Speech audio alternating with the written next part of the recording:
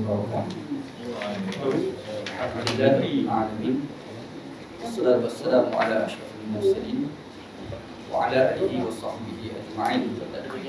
Qala rabbi shrah li sadri wa yassir li amri wa hlul 'uqdatam min lisani yafqahu qawli.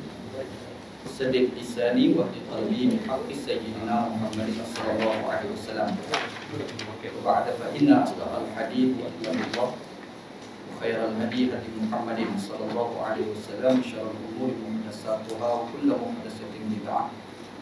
Alhamdulillah, syukur kepada Allah Ta'ala pada malam ni kita bertemu untuk kita sambung baca Sunan Abi Daud. Dan malam ni insya-Allah kita akan masuk bab yang ke-20 hadis yang ke-36 pada malam ni. Mudah-mudahan pertemuan kita pada malam ni diberkati oleh Allah Subhanahu Wa Ta'ala insya-Allah. Dalam perbincangan kita yang lepas pada 3 Mac yang lepas kita ada baca 3 hadis, hadis 33, hadis 34 dan hadis yang ke-35. Kita ada bahas beberapa hal melibatkan kepada perawi, iaitu ada dua individu. Yang pertama adalah Ibrahim An-Nakhai, yang kedua adalah isteri Nabi Aisyah radhiyallahu anha. Kita ada bahas panjang lebar tentang apakah dua orang ni, Ibrahim An-Nakhai dan Aisyah ni pernah bertemu ataupun tidak.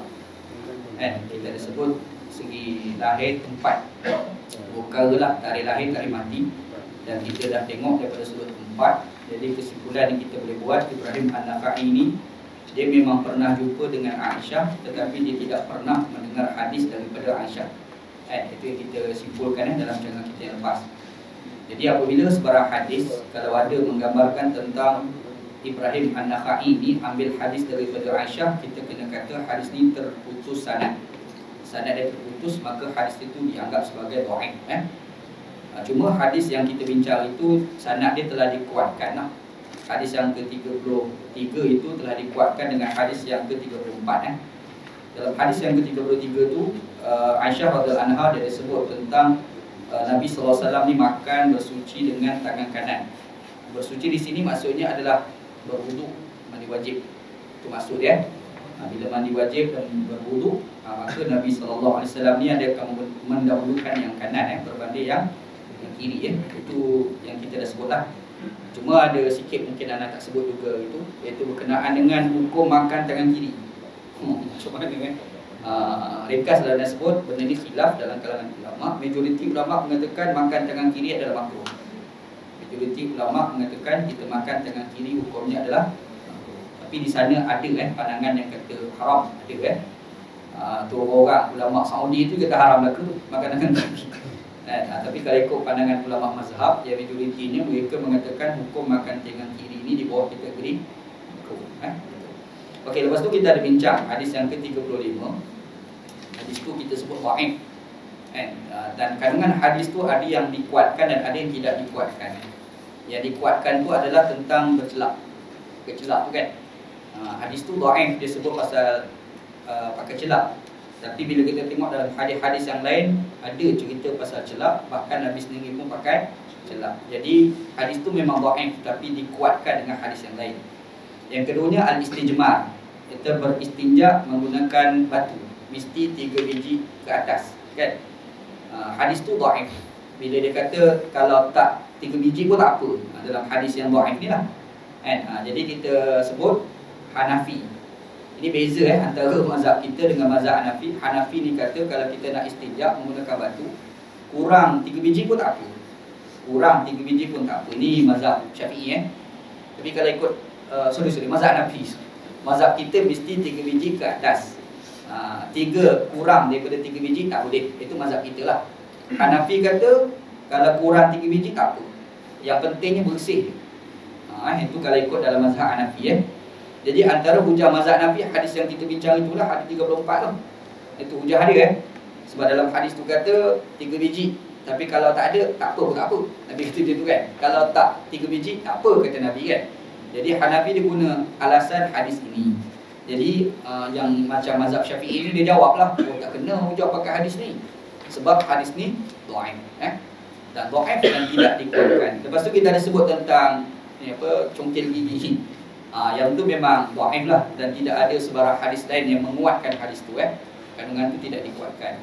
Lepas tu ketika kita qada hajat, kita kena pastikan tertutup supaya orang tak nampak aurat kita kan.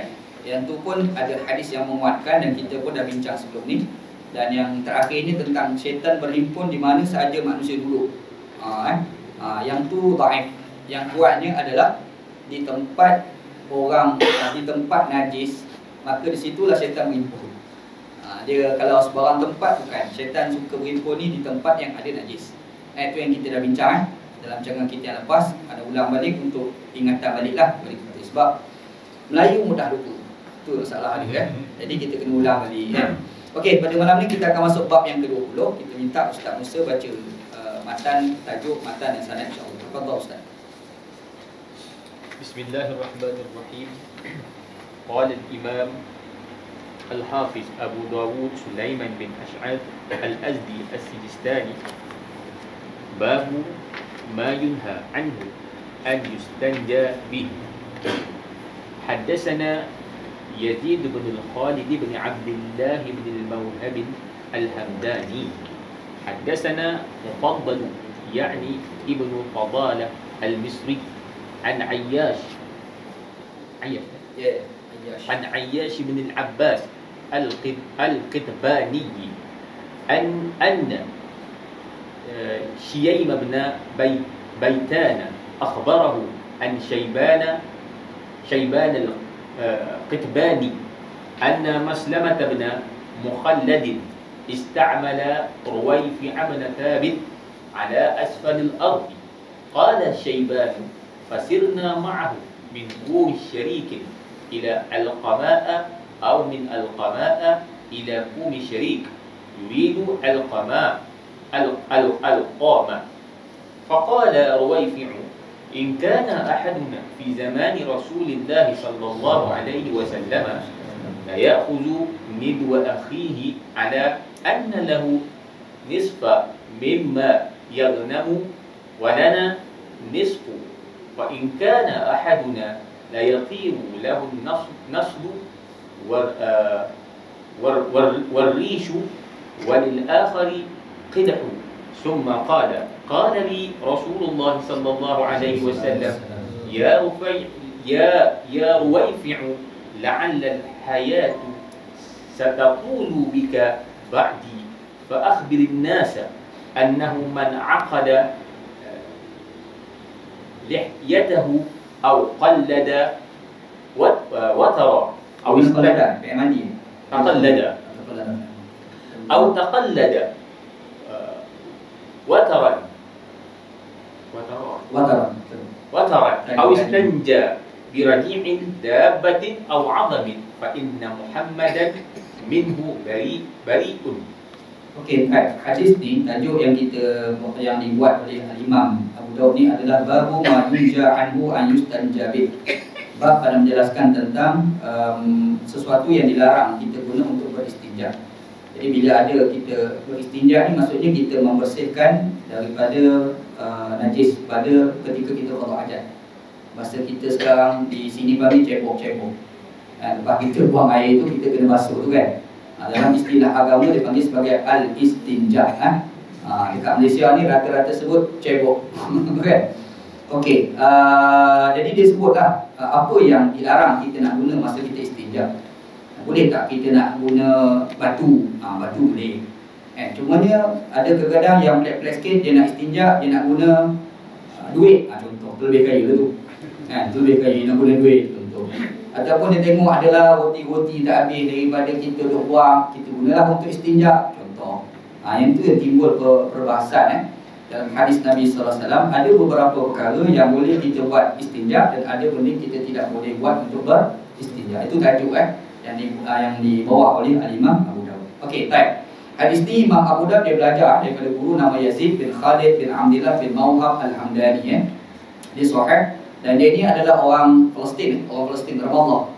Ramallah ni di Palestin lah. Ini guru Imam Abu Dawud. Dan dia ni belajar daripada Mufaddal, yakni Ibnu Fadalah Al-Misri. Mufaddal bin Fadalah Al-Misri. Ini orang Mesir. Dan Mesir dengan Palestin tak jauh dia sebelah. Macam kita lah Malaysia dengan Thailand dia berjiran. Jadi kalau orang nak kata boleh bertemu, memungkinkan bertemu dua ni.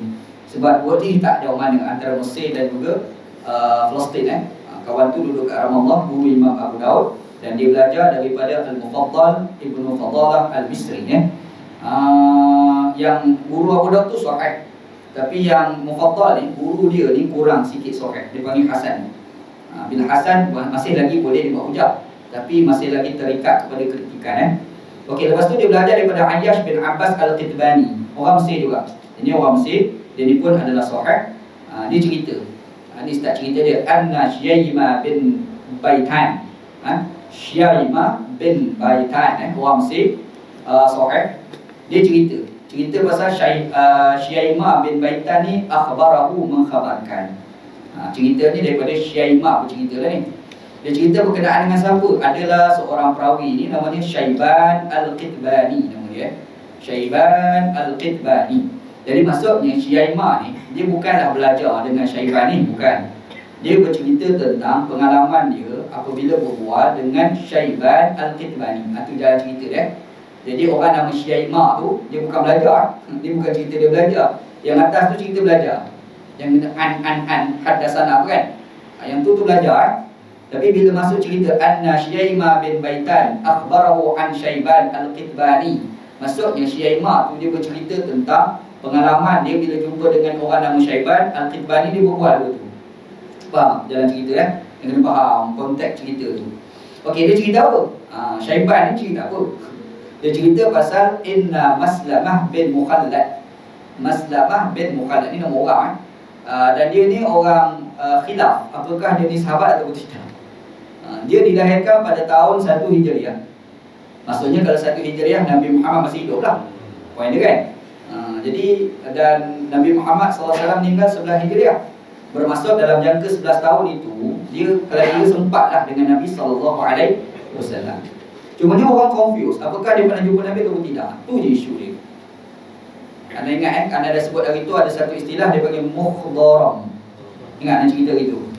Mukhdaram ni orang hidup satu zaman dengan Nabi SAW, tetapi masa hayat hidup Nabi itu dia tak sempat jumpa Nabi SAW. Dia panggil mukhdaram. Dan dia ni segi hukumnya sama seperti mana tabi'in. Tetapi dia adalah sikit perbahasan. Apabila mukhdaram ni dia meriwayatkan hadis, dia lebih kuat berbanding tabi'in. Itu ulama. Itu kelebihan dia lah. Sebab dia satu zaman dengan Nabi. Dia mungkin masuk Islam pada era Nabi, tapi yang penting dia tak jumpa Nabi SAW. Gitu ya. Jadi Maslamah bin Mukhallad ni khilaf dalam kalangan ulama apakah dia sahabat atau tidak. Khilafnya apakah dia mukhdaram ataupun dia itu adalah sahabat. Itu khilaf dia. Al-Imam Al-Bukhari kata dia sahabat. Imam Bukhari. Ada imam mengatakan dia adalah sahabat, antaranya adalah Al-Imam Al-Bukhari, Imam Ad-Darqutni dan Imam Az-Zahabi. Poin besar kita pun Bukhari lah. Bukhari ni kuat sikit. Dia kata sahabat. Okay. Tapi ada imam lain, contoh Imam Ahmad bin Hanbal kata tak, dia mukhdaram je. Waktu itu khilaf dia. Jadi dia tak jadi isu sangat lah, isu Maslamah bin Mukhallad ni. Cuma dalam cerita ni dia kata Anna Maslamah ni, kalau kita baca sejarah dia dilahirkan pada 1 Hijriah. Maksudnya mungkin bermaksud dia sempat era zaman Nabi Muhammad SAW. Tapi khilafnya apakah dia bertemu dengan Nabi atau tidak, tu dia khilaf dia. Satu zaman tu confirm dah kan, satu masa tu confirm dah. Tapi bila sebut pernah bertemu, yang tu timbul persoalan. Sebab apa khilaf? Sebab dia ni dilahirkan di Mesir. Orang Mesir Pak Haji ni. Cuma dia didapati pernah sampai di Madinah. Cuma persoalan ni, masa sampai Madinah, masa tu Nabi hidup lagi ke tak lagi? Nabi duduk kat Madinah kan? Nabi mana pernah sampai Mesir tu? Dia dilahirkan di Mesir. Jadi di Madinah tu, kalau kita andaikan dia sampai kat Madinah lah, berapa? Itu soalan dia kan? Kalau 1 Hijriah di Mesir, kita letaklah mungkin umur dia 2 tahun dah sampai dekat Madinah. Itu orang soal lagi. Yalah, kenapa dia nak pergi Madinah masa tu? Soalan-soalan timbul kan? Maka disebabkan itu ada ulama pertikaikan apakah dia ni sahabat ataupun mukhdaram. Itu je khilaf dia. Jadi di sini ni isu dia bukan kepada masa, tapi isunya adalah tempat. Pertemuan itu bukan isu masa dah selesai dah. Memang satu masa kan. Tapi isunya apakah tempat itu? Di mana kalau nak kata bertemu, di mana tempat itu? Itu yang timbul soalan itu isu dia. Dan dia ni kalau kita baca sejarah pada zaman Umar, Umar dah besar sikit. Zaman Umar bin Al-Khattab radhiyallahu anhu, dia ni antara orang yang dihantar oleh Umar bersama dengan sahabat Nabi yang kita dah cerita sebelum ni, Amru bin Al-As. Ingat kita cerita itu. Sahabat Nabi Amru bin Al-As ditugaskan oleh Sayyidina Umar pergi buka kota Mesir. Membuka Mesir, kota Mesir tu dia pergi buka. Dia pergi dakwah kat sana, dia ajak orang Mesir kepada Islam. Kan? Akhir sekali Mesir itu berubah. Bukan semata-mata rakyat Mesir masuk Islam, bahkan rakyat Mesir ditukar bahasa mereka bercakap daripada bahasa Qibti kepada bahasa Arab. Bahasa Qibti. Orang sekarang pakai Koptik. Saya dengar orang sebut Koptik. Qibti lah, Qibti. Orang ada yang lain boleh sebut, orang putih sebut Egypt. Egypt tu Al-Qibti. Orang putih dia nak sebut kalimah Arab tapi cara orang putih. Macam orang Melayu, macam orang Kelantan nak cakap orang putih bunyi Kelantan. Macam itulah. Lagu mana fikir. Jadi bila dia pergi di Mesir, dia berjaya memerdekakan Mesir. Siapa dia? Sahabat itu nama Amru bin Al-As radhiyallahu anhu. Dan semasa Amru pergi itu, ada seorang pergi juga bersama dengan Amru. Ni lah Pak Haji ni. Orang ni nama Maslamah bin Mukhallad nama dia. Ada orang mengatakan pada ketika itu dia bukan bersama dengan Amru bertolak daripada Madinah ke Mesir. Ada orang kata ketika itu dia memang dah duduk kat Mesir sebab dia memang orang Mesir. Nampak tak? Itu orang soalkan bila dia bertemu dengan Nabi SAW. Tapi yang pastinya dalam sejarah dia ni antara orang terlibat untuk membuka kota Mesir bersama dengan Amru bin Al-As. Itu cerita sejarah dia gitu. Dan dia ni pada era Muawiyah. Muawiyah jadi khalifah. Kita tahulah dalam sejarah Islam ni ada Khalifah Abu Bakar, Umar, Uthman, Ali kan. Itu Khalifatul Rashidin Al-Mahdiyin orang panggil. Tapi lepas pada itu kan pemerintahan disebut sebagai dinasti Umawi. Lepas tu dinasti lah. Jadi pemula bagi dinasti itu namanya Muawiyah, sahabat Nabi sahabat Nabi. Lepas tu disambung pada anak dia, Yazid nama anak dia. Pada era Yazid, era anak tu lah yang sejarah pembunuhan Sayyidina Husain tu. Sayyidina Husain kena bunuh tu kan. Dia bukan bunuh biasa dia pergi pancung kepada hamba Allah tu. Kan? Dekat Karbala. Tu Karbala orang Syiah tu meratap bila datang 10 Muharram tu kan. Sejarah dia lah. Jadi dikatakan kepala tu lah dia Arab daripada Karbala tu bawa ke Mesir, tanam kat Mesir. Tu masjid depan Jami' Al-Azhar tu kan. Masjid Husain dia panggil. Tu sama-sama kan. Dan ramai pergi tu duk sujud kat kubur kepala Sayyidina Husain. Ada kerja belakang tu. Kan? Tapi pokok Syiah macam itulah kan. Jadi Sayyidina Husain tu dibunuh era Yazid tu lah. Anak kepada Muawiyah. Cerita era Muawiyah. Muawiyah tu masa dia jadi khalifah, dia pergi lantik si Maslamah ni kan untuk jadi gubernur di Mesir. Sebelum tu siapa dia? Amru bin Al-As lah. Gubernur kan. Dia lepas gubernur orang lantik dia ni. Maksudnya bukan biasa lah. Dia sampai dilantik oleh Muawiyah untuk jadi gubernur. Gubernur ni kalau bahasa sekarang kita panggil CM. CM Chief Minister bukan Central Market. Kan, Chief Minister, Ketua Menteri Dia dilantik untuk jadi Ketua Menteri dekat Mesir. Cumanya bila kemudian daripada itu Muawiyah lantik dia untuk jadi Chief Minister di satu lagi tempat, iaitu di Maghribi. Maghribi, dua tempat lah. Dia seorang, dia jadi Ketua Menteri di dua negeri. Canggih Pak Haji ni kan? Kalau kita tanya macam tak ada orang lain. Tapi nak cerita itu orang nama Maslamahan.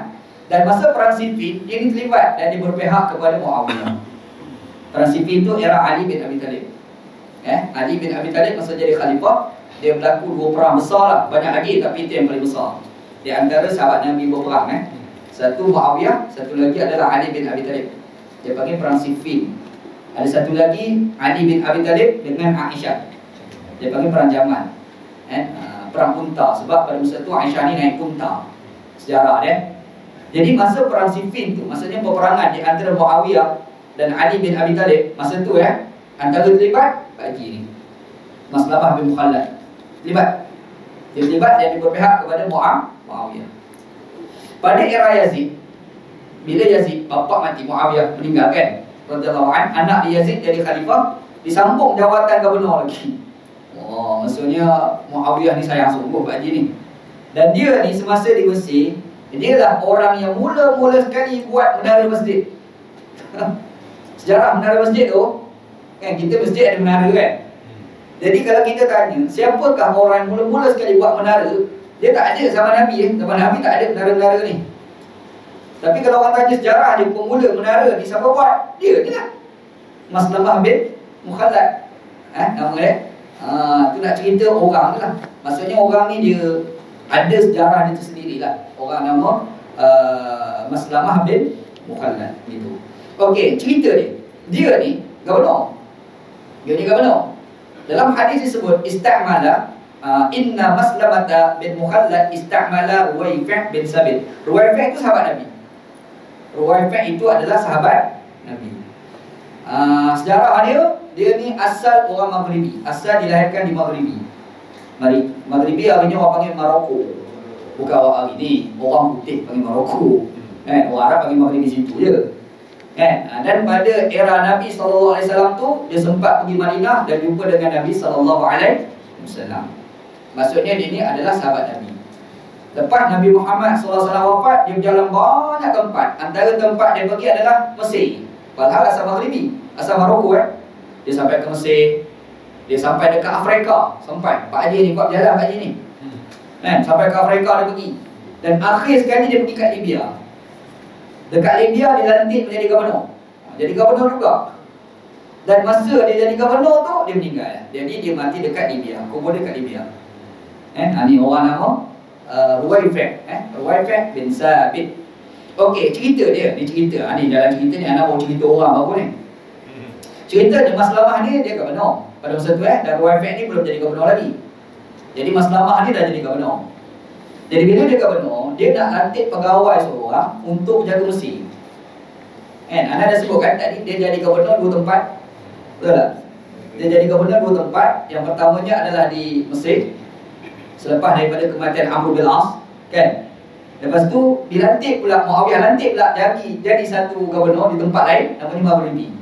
Maroko dua tempat. Jadi bila dua tempat tak sempat lah. Zaman tu je. Zaman tu telefon tak ada, WhatsApp tak ada, Facebook tak ada, semua tak ada. Apa-apa tu kena pergi. Zaman tu bukan ada kapal terbang. Betul tak?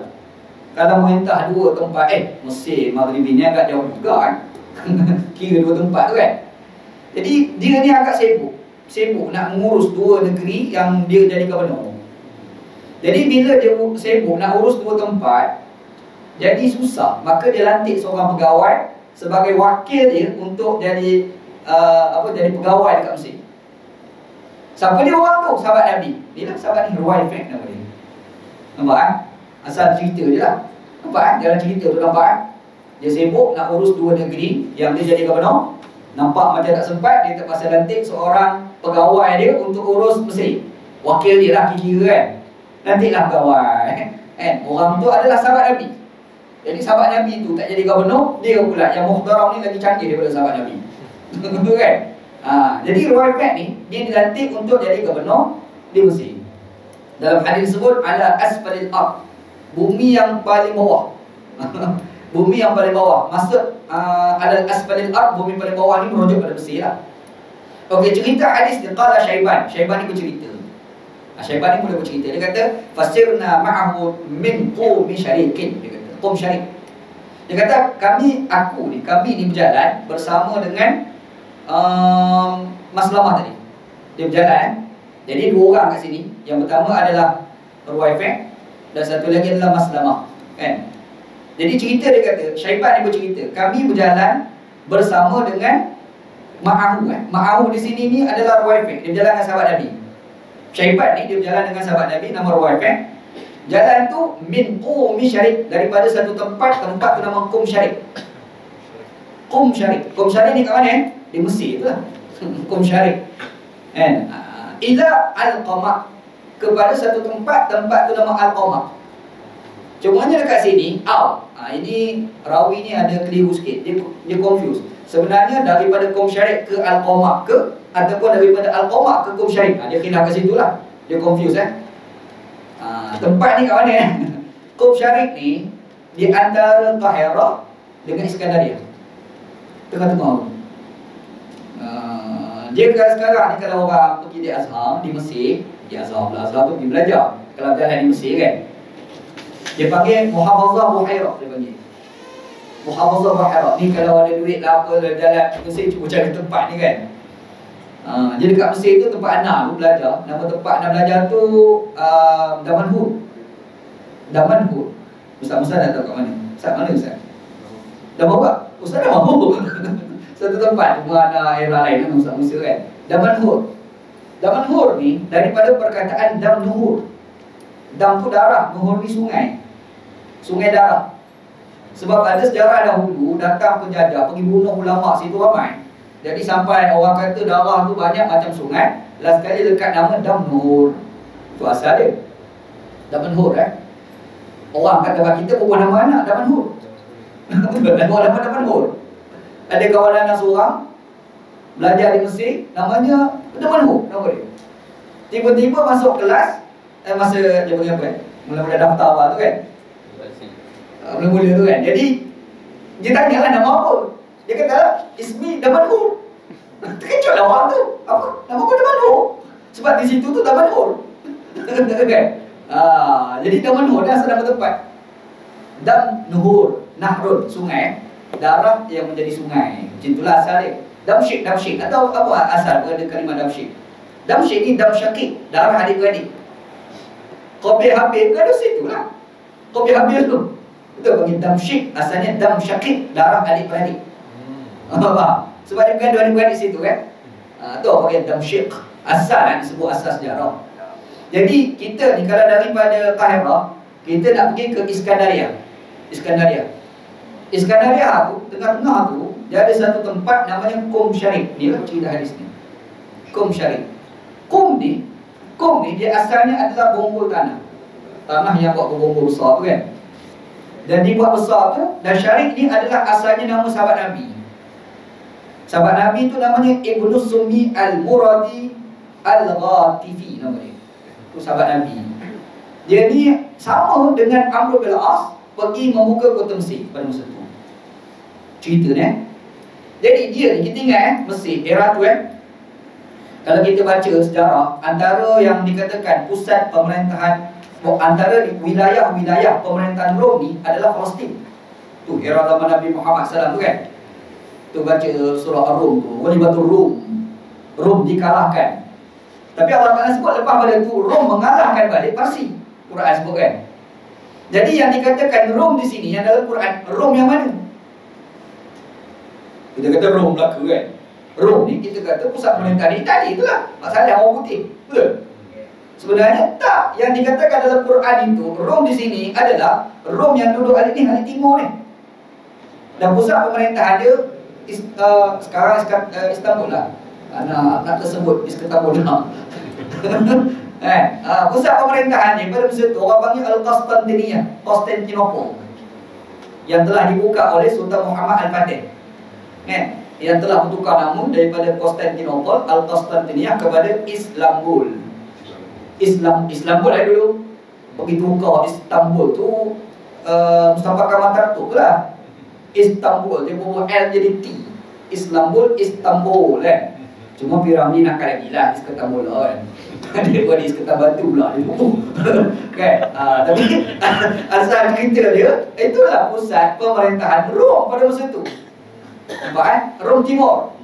Rom Timur pada masa tu dia paling kuat. Nak banding dengan Rom Barat, Rom Timur lagi kuat.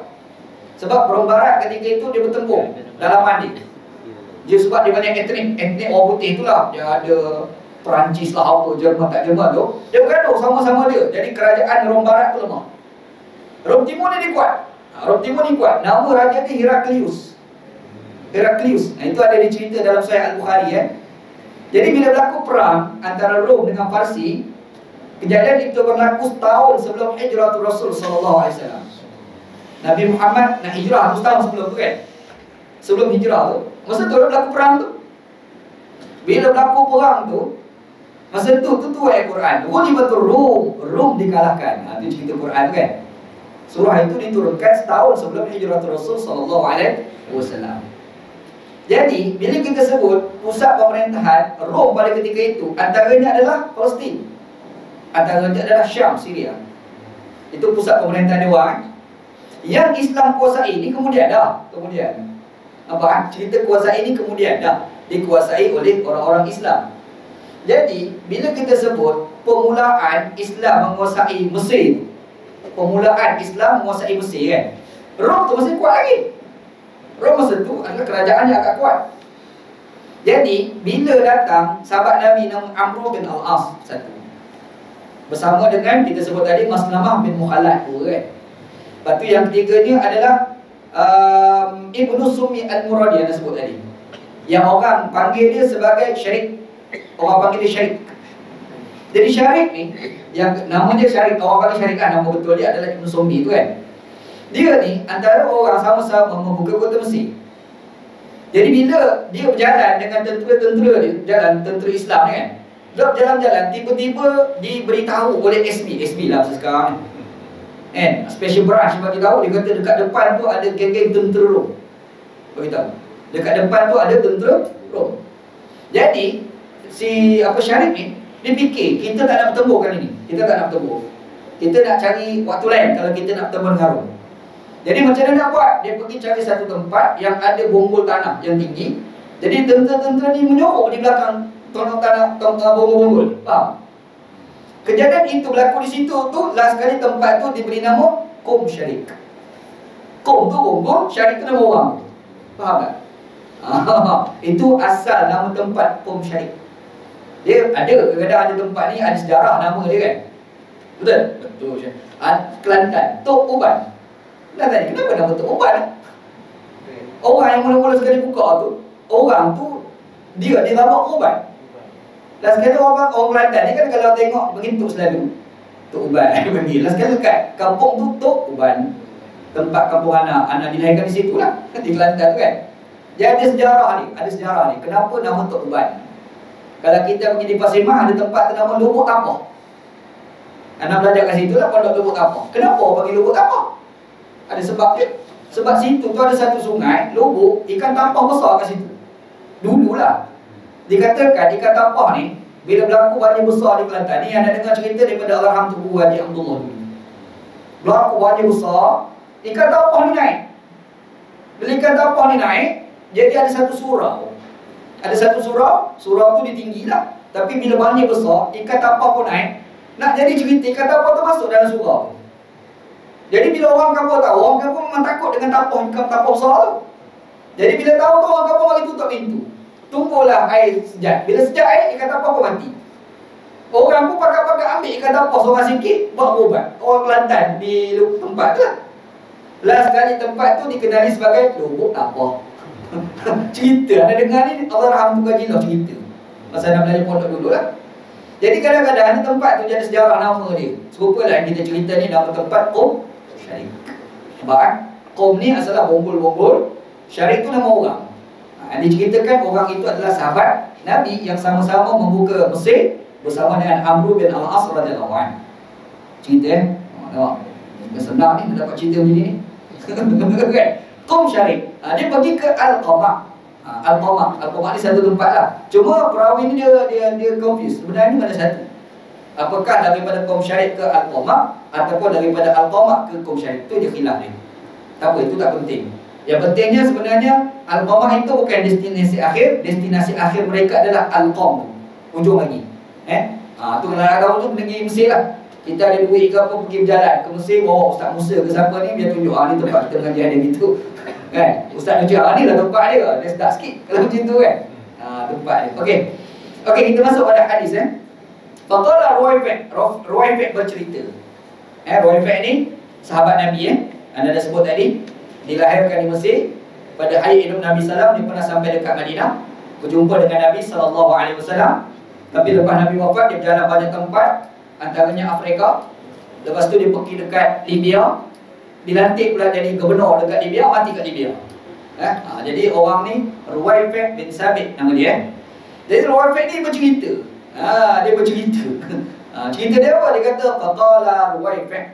Dia kata Ruwayfi' ni bercerita. Ana tengok terjemahan ana tu ada silap. Nanti ana sebutlah terjemahan ni balik yang sebenar. Ada silap terjemahan tu. In kana ahaduna fi zamani Rasulullah sallallahu alaihi wasallam. Jika seseorang kami berada pada zaman Rasulullah sallallahu alaihi wasallam. Dia kata kalaulah kami ni, dia cerita ni, masa cerita ni Nabi Muhammad dah wafat dah ni. Dia cerita ni pengalaman kami pada zaman Nabi. Kalaulah di kalangan kami ni ada pada zaman Nabi, dia cerita. Cerita dia, la ya'khudha nidwa akhihi ala anna lahu an-nisba mimma yaghnam. Dia kata sudah pasti mengambil unta kurus kepunyaan saudara kita. Jadi kita ni ada unta yang kurus, mungkin kawan-kawan kita ada unta yang kurus. Makanya di kalangan kita ni dia akan ambil unta yang kurus tadi. Okey, dia ambil unta tu annahu an-nisba mimma yaghnam. Yang mana unta itu akan mendapat penghasilan, dan penghasilan itu kita akan ambil separuh. Walana an-nisbu, dan punya unta tu pula dapat separuh. Tak faham? Faham maksud jalan kita ni? Wa in kana, ana cerita, ana baca dulu, lepas tu ana syarah. Wa in kana ahaduna la yatiru lana la yatiru lahu an-nislu war-rishu walil akhar al-qitah. Sekiranya seseorang di kalangan kami mendapat penghasilan itu walaupun dengan an-nislu. An-nislu ni mata panah. Panah tu mata panah. War-rishu, bulu panah. Dia macam kita main badminton, bulu belakang tu kan. Kat panah tu kan dia ada kat belakang tu kan. Yang tu dipanggil sebagai ar-rishu. Walil akhar al-qita'u, dan yang orang lain pula dia akan dapat al-qita'u, batang panah. Sebenarnya Nabi nak cerita, sebenarnya Roh Efek ni nak cerita apa? Dia nak cerita macam ni. Kalaulah kita ni nak pergi perang, contoh, tak ada kenderaan. Bila tak ada kenderaan, yang ada kenderaan tu seorang kawan kita yang dia ni ada unta, dan unta tu kurus. Faham tak? Unta tu kurus. Kurus tu sebab apa? Sebab patut kerja lah apalah. Mungkin unta tu buat kuat bekerja ke apa, tapi yang pastinya kurus. Kita pun pergi jumpa orang tu, boleh tak unta ni aku nak sewa? Sewa. Faham? Aku nak sewa unta ni. Ataupun kalau tak sewa pun, kamu bagi unta tu untuk aku pergi perang. Jadi bila perang menang, ada tak? Dapat tak harta ghanimah? Dapat harta ghanimah kan? Jadi bila harta ghanimah tu dapat, kita bagi dulu. Boleh faham jalan cerita dia? Boleh faham? Jadi kalau pergi perang, tak ada, aku ni contoh, aku nak pergi perang, tapi aku tak ada kenderaan.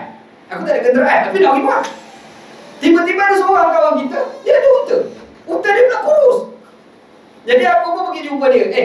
Kau ni tak guna unta, bagi aku lah unta. Aku nak pergi perang. Tapi masa nak pergi tu, buat perjanjian siap lah. Janji apa dia? Kalau menang, dapat harta ghanimah. Harta ghanimah tu, aku bagi, kita bagi dulu. Aku ambil sikit, kau ambil sikit. Faham? Ini ni kalau orang belajar dalam ilmu fiqh muamalat, dia panggil mudharabah. Bisa dengar istilah mudharabah? Mestilah dah dengar bank tu. Okay? Mudharabah. Dalam salah satu sistem ekonomi yang dibincang dalam Islam ni, antara dia panggil mudharabah. Dia ada mudharabah, dia ada wadi'ah. Betul tak? Dia ada musyarakah, macam-macam lah. Itu kena mengaji bidang ilmu muamalat tu. Mudharabah ni adalah kita ni ada duit. Ada orang tu duit tak ada, tapi ada kemampuan untuk bekerja. Ada orang macam tu kan? Kita duit banyak. Kita pun nak create satu bisnes, tapi malas nak bekerja. Duit ada.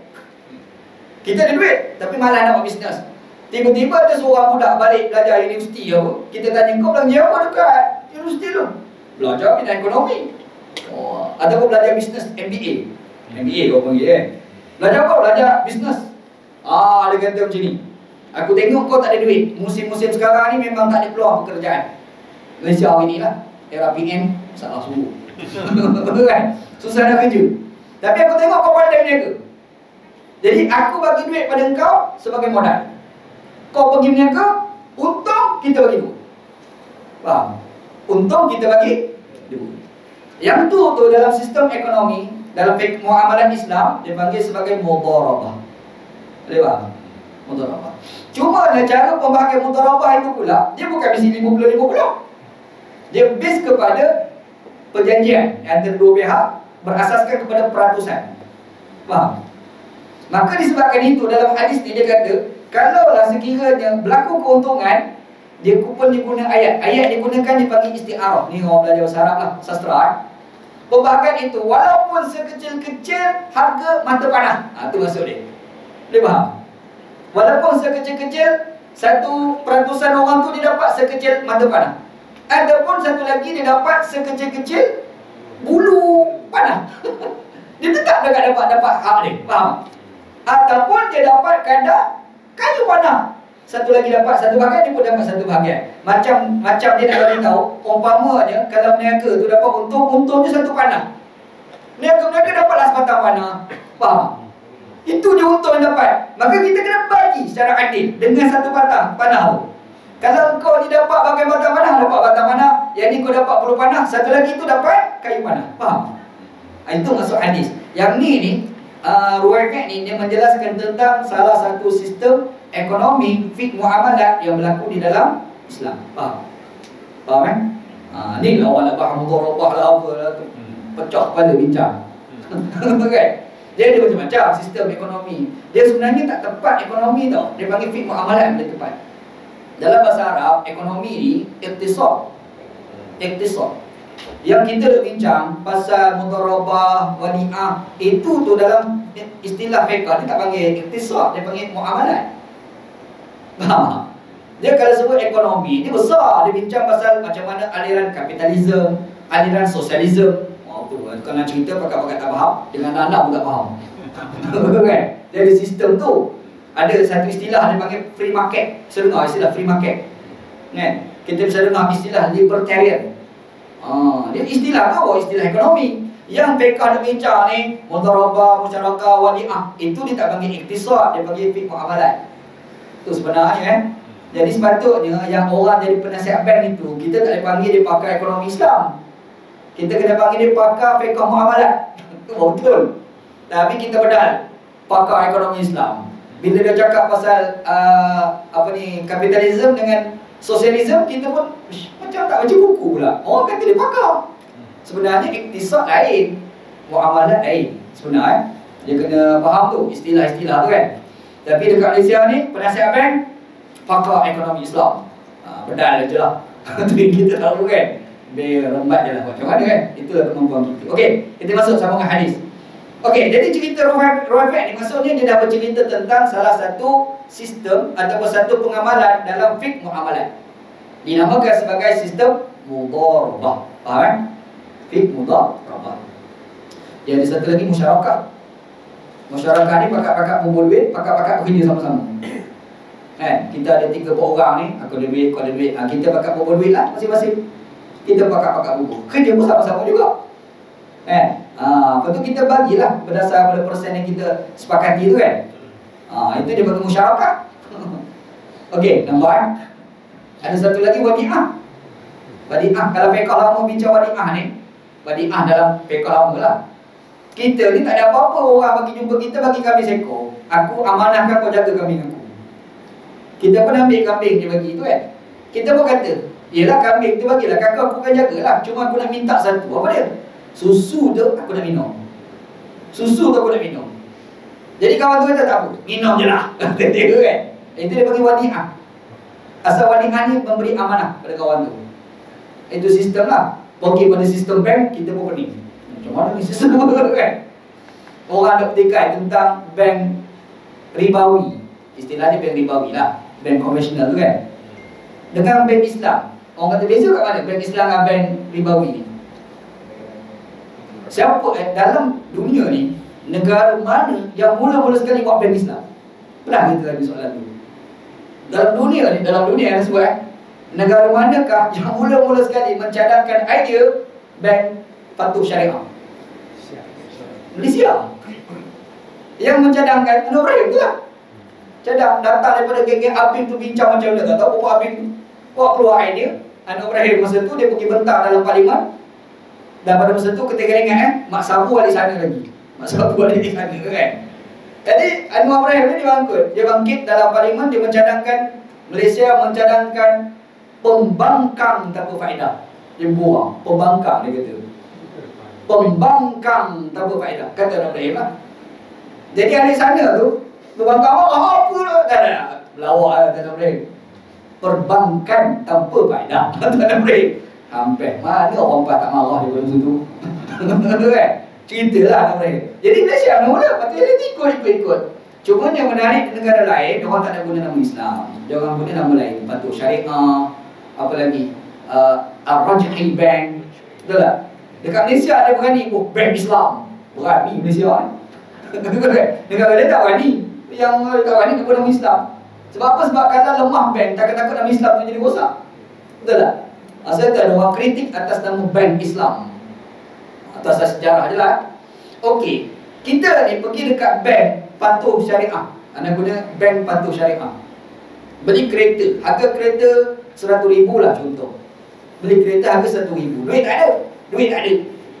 Pergi kat bank riba, bank riba kata berapa ke kereta tu? 100,000. Ambil lah 100,000. Tapi kena ingat bayar nanti up sikit. Tambahan itu dipanggil sebagai riba.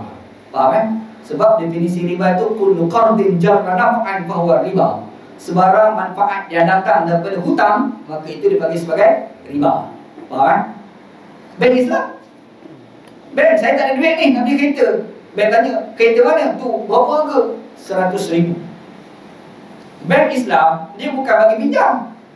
Dia pergi beli dulu kereta. Dia beli kereta tu dengan harga 100,000, dia jual dekat kita 300,000. 400,000. Dia berapa bulan betul kan? Itu tu bukan riba. Kita pun tak ada bank.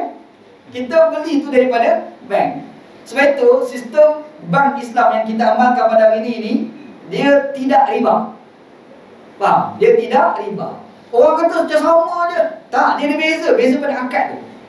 Nampak perbezaan antara bank Islam dengan bank ribawi. Cuma ni ada orang kata bank riba nampak lebih murah, bank Islam lagi mahal. Sebab apa mahal? Sebab dia mengambil kira semua faktor-faktor risiko. Takut-takut orang tu lambat bayar, contohlah kan. Dia ambil kira belaka tu. Sebab kalau bank riba lambat bayar, ada up walaupun sikit. Faham? Bank Islam dia tak ada. Dia tak ada tu. Tambah-tambah ni tak ada. Dia kekal. Tapi dia ambil kira takut-takut mama tu tak bayar. Dia banyak persoalan tu kan. Jadi ambil kira risiko tu, yang tu dia letak double-double. Mampus kita. Ramai orang tak setuju lah. Ana antara orang yang tak setuju sebenarnya. Ana pernah tulis buku. Kalau baca buku Ana dulu, ulama yang bukan pewaris Nabi. Ingat buku dulu. Ustaz Musa lah bawa anak mula-mula syarah buku tu. Kan? Dalam buku tak ada kritik. Ana lebih setuju namakan bank tanpa riba, bukan bank Islam. Ana secara peribadi lah. Anda rasa orang Arab tu lagi selamat. Ar-Rajhi Bank lah. Kandungan tu memang ikut Patuh Syariah. Supaya nama Islam tidak jadi rosak. Gitu. Orang tak setuju. Orang kafir tengok, mahal ni. Orang kafir tengok, macam mana bank kafir murah, bank Islam mahal. Dia pergi tajuk tu, dia tak cerita tu yang risiko tak risiko, dia tak ambil kira dah tu. Betul kan? Itu perbezaan. Sebenarnya kaedah itu ada dibincang di dalam fiqh Islam. Hari ini kita jumpa satu. Hari ini kita jumpa satu hadis yang mencerita tentang salah satu sistem muamalat yang diamalkan dalam fiqh Islam, namanya mudharabah. Boleh faham kan? Ni cerita ni, hadis ni gitu. Okey, kita sambung cerita hadis ni. Summa qala, kemudian dia bercerita lagi. Siapa ya? Rawi. Qala li Rasulullah sallallahu. Nabi ni bercakap dengan aku. Telah berkata kepada aku oleh Rasulullah. Rasulullah sallallahu ni bercakap dengan aku. Kata Rawi dia bercerita lah ni pengalaman dia bersama dengan Nabi sallallahu.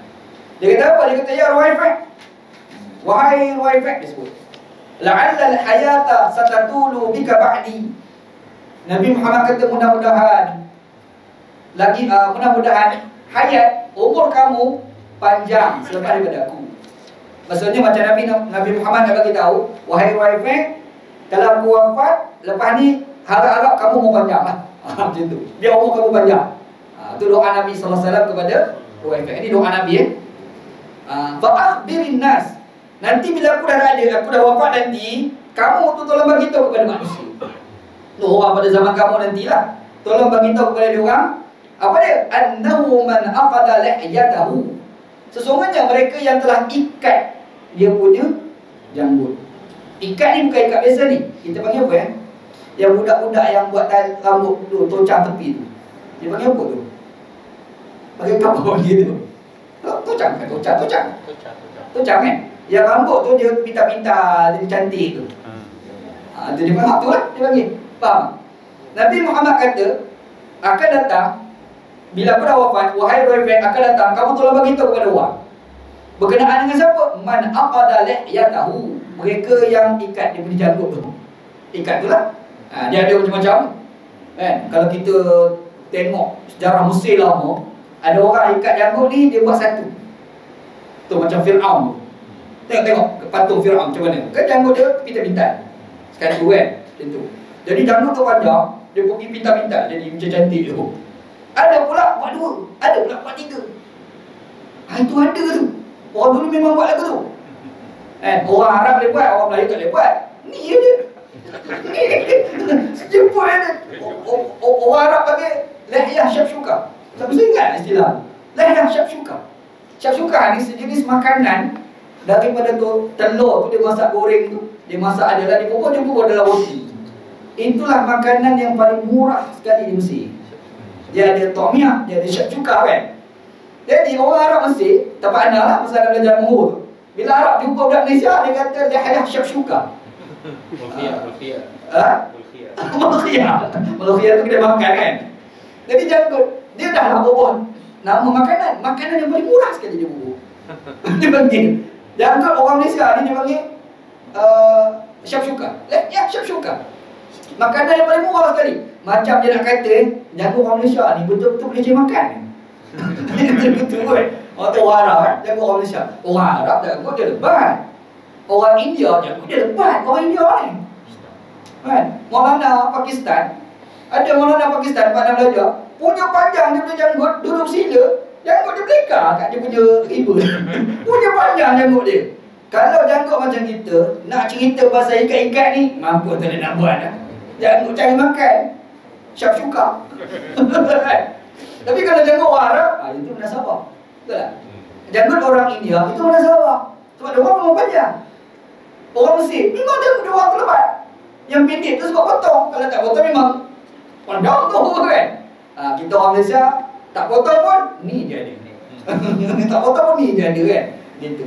Jadi Nabi Muhammad kata kepada Ruwaifat, kau tolong bagi tahu orang yang silang-silang janggut tu kan, dia ikat janggut dia satu. Yang keduanya au taqallada wataran. Baca wataran kan dengan baca witran pula. Witir itu sebenarnya witir tu. Wataran ni tali tangkal. Kita pakai tangkal. Tangkal azimat. Nabi kata orang yang gantung tangkal tu kat tekuk dia. Tangkal Lepas tu au istanja bi raji'in dabbah. Ataupun orang yang beristinja menggunakan najis binatang. Adalah kita dah bincang sebelum ni. Tai binatang yang keras tu kan. Dia guna yang keras, yang kering, yang keras tu, digunakan untuk beristinja, tai tu. Kalau dia beristinja dengan tu. Lepas tu au azmin ataupun tulang. Tulang kan. Kata Nabi Muhammad, fa inna Muhammadan sallallahu alaihi wasallam minhu bari'un. Muhammad sallallahu alaihi wasallam berlepas diri daripada 4 jenis manusia ni. Faham? Tawala. Tawala. Dia tak walak dengan Nabi. Tak bisa punya terjemahan ni. Nabi tak walak dengan dia. Nabi tak walak dengan dia kan. Maksudnya Nabi Muhammad SAW nak bagi tahu, kalau ada orang ni dia buat 4 perkara. Yang pertama, dia silang-silangkan janggut dia. Yang kedua, dia pakai tangkal tali dekat tekuk dia. Dia bukan kat tekuk lah, mana-mana pun. Kat tangan ke, kat pinggang ke, bedak je lah. Yang penting tali untuk tangkal. Yang ketiga, istinja menggunakan najis binatang. Yang keempat, istinja menggunakan tulang. Akhirat nanti, Nabi kata, aku tak mengaku geng. Itu bahasa kita sekarang. Ini bukan geng aku, berambus kau. Faham kan? Itu kata dalam hadis ni. Faham hadis tak? Okey, hadis ni sebenarnya hadis ni dhaif ke? Hadis ni dhaif sebenarnya. Dhaif dia adalah pada perawi Syaiban. Tengok pada perawi tu ada sebut kan. Ada nama Syaiban Al-Qatbani. Problemnya kat situ. Problem pada Syaiban kerana dia ni majhul, orang tak tahu dia ni siapa. Tetapi hadis ni dikuatkan sanad dia dengan hadis yang kita nak baca lagi, 37 ni. Hadis ni 38. Faham? Cuba ni, rupa-rupa hadis ni ada sanad yang kedua. Dan sanad kedua ni hadis ke-37. Faham kan? 37. Dan sanad itu kuat. Jadi maksudnya hadis ni, sanad hadis ni dhaif, tapi kandungan cerita tu betul. Boleh faham? Hadis ni dhaif, sanad dia, tapi kandungan cerita tu sahih. Sebab hadis ni telah dikuatkan dengan sanad yang lain. Faham? Boleh faham kan? Okey dulu, boleh faham tu? Lepas tu adalah beberapa lagi komentar. Antara ni Imam An-Nawawi kata sanad hadis ni okey. Imam Nawawi lah, dia membuat komentar terhadap hadis ni. Okey, kita tengok beberapa perbahasan hadis ni. Yang pertama, apa hubungan hadis ni dengan hadis sebelum ni? Kalau kita tengok dalam hadis ke sebelum, hadis yang ke-35 hadis ni ke-36 hadis ni, hadis yang ke-35 dia menyebut berkenaan dengan syaitan berhimpun. Betul? Dia sebut tentang syaitan berhimpun. Sebenarnya hadis ni seira sama dengan hadis yang ke-6. Kita tengok hadis ke-6 itu. Yang Nabi Muhammad ada menyatakan syaitan ni berhimpun di tempat kita qada hajat. Betul? Maksudnya hadis ke-35 ira sama dengan hadis yang ke-6. Hadis yang ke-35, hadis yang 36 kita tengah baca ni, dia menceritakan tentang istinja menggunakan tulang dan najis. Betul? Kita beristinja, Nabi Muhammad dah bagi kita beristinja. Yang pertama menggunakan najis, yang kedua beristinja menggunakan tulang. Sebenarnya hadis ni seira sama dengan hadis yang ke-7 lepas. Ya, hadis yang ke-7. Kan? Cerita Salman Al-Farisi. Ingat balik cerita Salman Al-Farisi didatangi oleh orang kafir musyrik. Dia kata Nabi kamu ni ajar semua perkara. Ingat cerita tu? Okey, baik. Jadi dalam hadis ni kita akan nampak Nabi SAW dia ada sebut tentang 4 perkara kan. Yang pertamanya Nabi SAW dia disebut berkenaan dengan Nabi SAW tak mengaku geng. Nabi tak mengaku geng, itu pasal kita sekarang lah. Akhirat nanti kita kena ingat orang semayang kuat macam mana pun belum tentu lagi Nabi mengaku geng. Ingat situ. Kalau kita baca dalam hadis-hadis yang lain, ada satu cerita Nabi Muhammad pernah sebut bagaimana akhirat nanti manusia dibangkitkan, semua dibangkitkan. Dan semua orang ni, semua manusia bangkit, semua tu datang pergi jumpa dengan Nabi, minta syafaat. Nabi Muhammad SAW terpaksa pilih umat-umat dia terlebih dahulu. Macam mana Nabi nak kenal umat dia? Melalui Al-Ghurratul Muhajjalun. Al-Ghurrah Al-Muhajjalun ni adalah kesan-kesan, tanda-tanda kita berwuduk yang menjadi cahaya akhirat nanti. Dia panggil Al-Ghurrah Muhajjalun. Al-Ghurrah ni asal maknanya kuda tu orang letak kepala, tanda kat kuda, kepala kuda tu panggil ghurrah. Kalau kereta tu lah lambang kereta, BMW, Volvo kan, kancil, lambang kan. Yang tu kalau dulu orang letak kat kuda, dia panggil ghurrah. Al-Muhajjalin tu yang dekat kaki kuda tu orang letak besi, letak kat kaki kuda. Bila berlari tu bunyi klik. Faham? Yang tu dia panggil Al-Muhajjal. Asal lah. Nabi Muhammad SAW kata, akhirat nanti aku boleh kenal umat aku melalui ghurrah muhajjalun lah. Tanda dekat kepala, tanda dekat tangan. Tapi tanda tu bukanlah tanda macam kuda sungguh, bukan. Maksudnya adalah kesan kita berwuduk. Kita basuh muka, kita basuh tangan. Ini cahaya ni, akhirat nanti Nabi kenal, ni umat aku. Faham tak? Sebab konsep wuduk itu ada dalam umat Nabi Muhammad, tidak ada dalam umat yang sebelum ni. Faham kan? Nabi kenal, Nabi panggil. Dia bilang ini mak aku nak pergi ke mana? Pergi ke Haud Al-Haud, Telaga Kausar. Nak pergi tu nak masuk tu, dia ada roadblock tengah jalan. Ada roadblock lah masa kita sekarang ni. Ada JVJ masa tu. Malaikat ada JVJ gitu tu. Jadi ada yang boleh masuk, ada yang tak boleh masuk. Ada yang boleh masuk, ada yang tak boleh masuk. Jadi ada yang boleh masuk tu, masuk. Yang berwuduk yang tak semayang, tak masuk tajuk dah. Yang kita sebut ni semayang ni, sebab ada kesan wuduk tu kan. Masuk. Ada yang tak boleh nak masuk. Ada yang tak boleh nak masuk. Bila tak boleh nak masuk tu, Nabi Muhammad pergi jumpa Jibril, pergi tanya, kenapa tak boleh masuk? Apa tu? Nabi pun sebut beberapa, Jibril pun bagi tahu lah. Yang mana dia orang ni memanglah masuk Islam, memanglah sembahyang, tapi ada beberapa perkara yang dia orang tak amalkan. Antaranya ni kita baca hadis ni. Faham tak?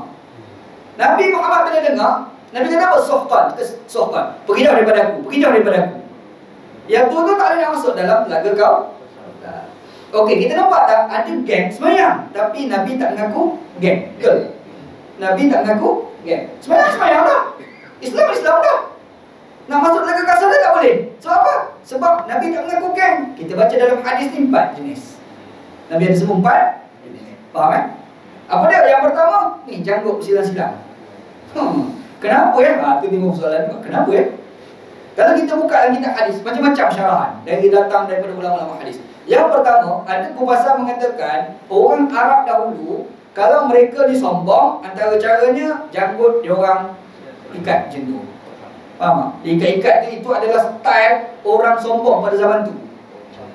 Macam kita sebab nak sebut sebelum ni, pakai kain labu tutup pukul lali tu kan. Budaya orang dulu sombong. Kita Malaysia mana ada rasa sombong pun. Orang dulu memang janggut yang macam tu tanda orang sombong. Ada satu. Ada pula lain menafsirkan janggut itu yang disila-sila sebenarnya dia telah menyerupai wanita dalam hal rambut yang dia ikat tocang. Ada ditafsir aku tu. Jadi dia bermaksud ulama hadis dia takwilkan kenapa dia tak boleh tu. Sebab benda tu tidak disebut dalam hadis. Faham kan? Hadis tak sebut kenapa, dia hanya sebut jangan. Yalah kita boleh lah jangan tu kenapa? Kita tanya soalan tu kan. Jadi ulama hadis ni dia pergi takwil. Yang pertama dia kata budaya orang sombong. Yang kedua penyerupaan dengan wanita. Memang tak ada sama wanita pun. Kita ni share apa sajak punya kan. Sajak. Jadi pondak tak boleh, larang. Tapi kita tak nafikan memang ada di kalangan sahabat Nabi mak lembut ada. Ada dalam Bukhari ada sebut seorang lelaki sahabat Nabi mat lembut. Ana guna istilah mat lembut lah. Nama dia Hit nama dia Hayata Hit. Nama pun macam sajak-sajak sikit. Hit nama tu kan.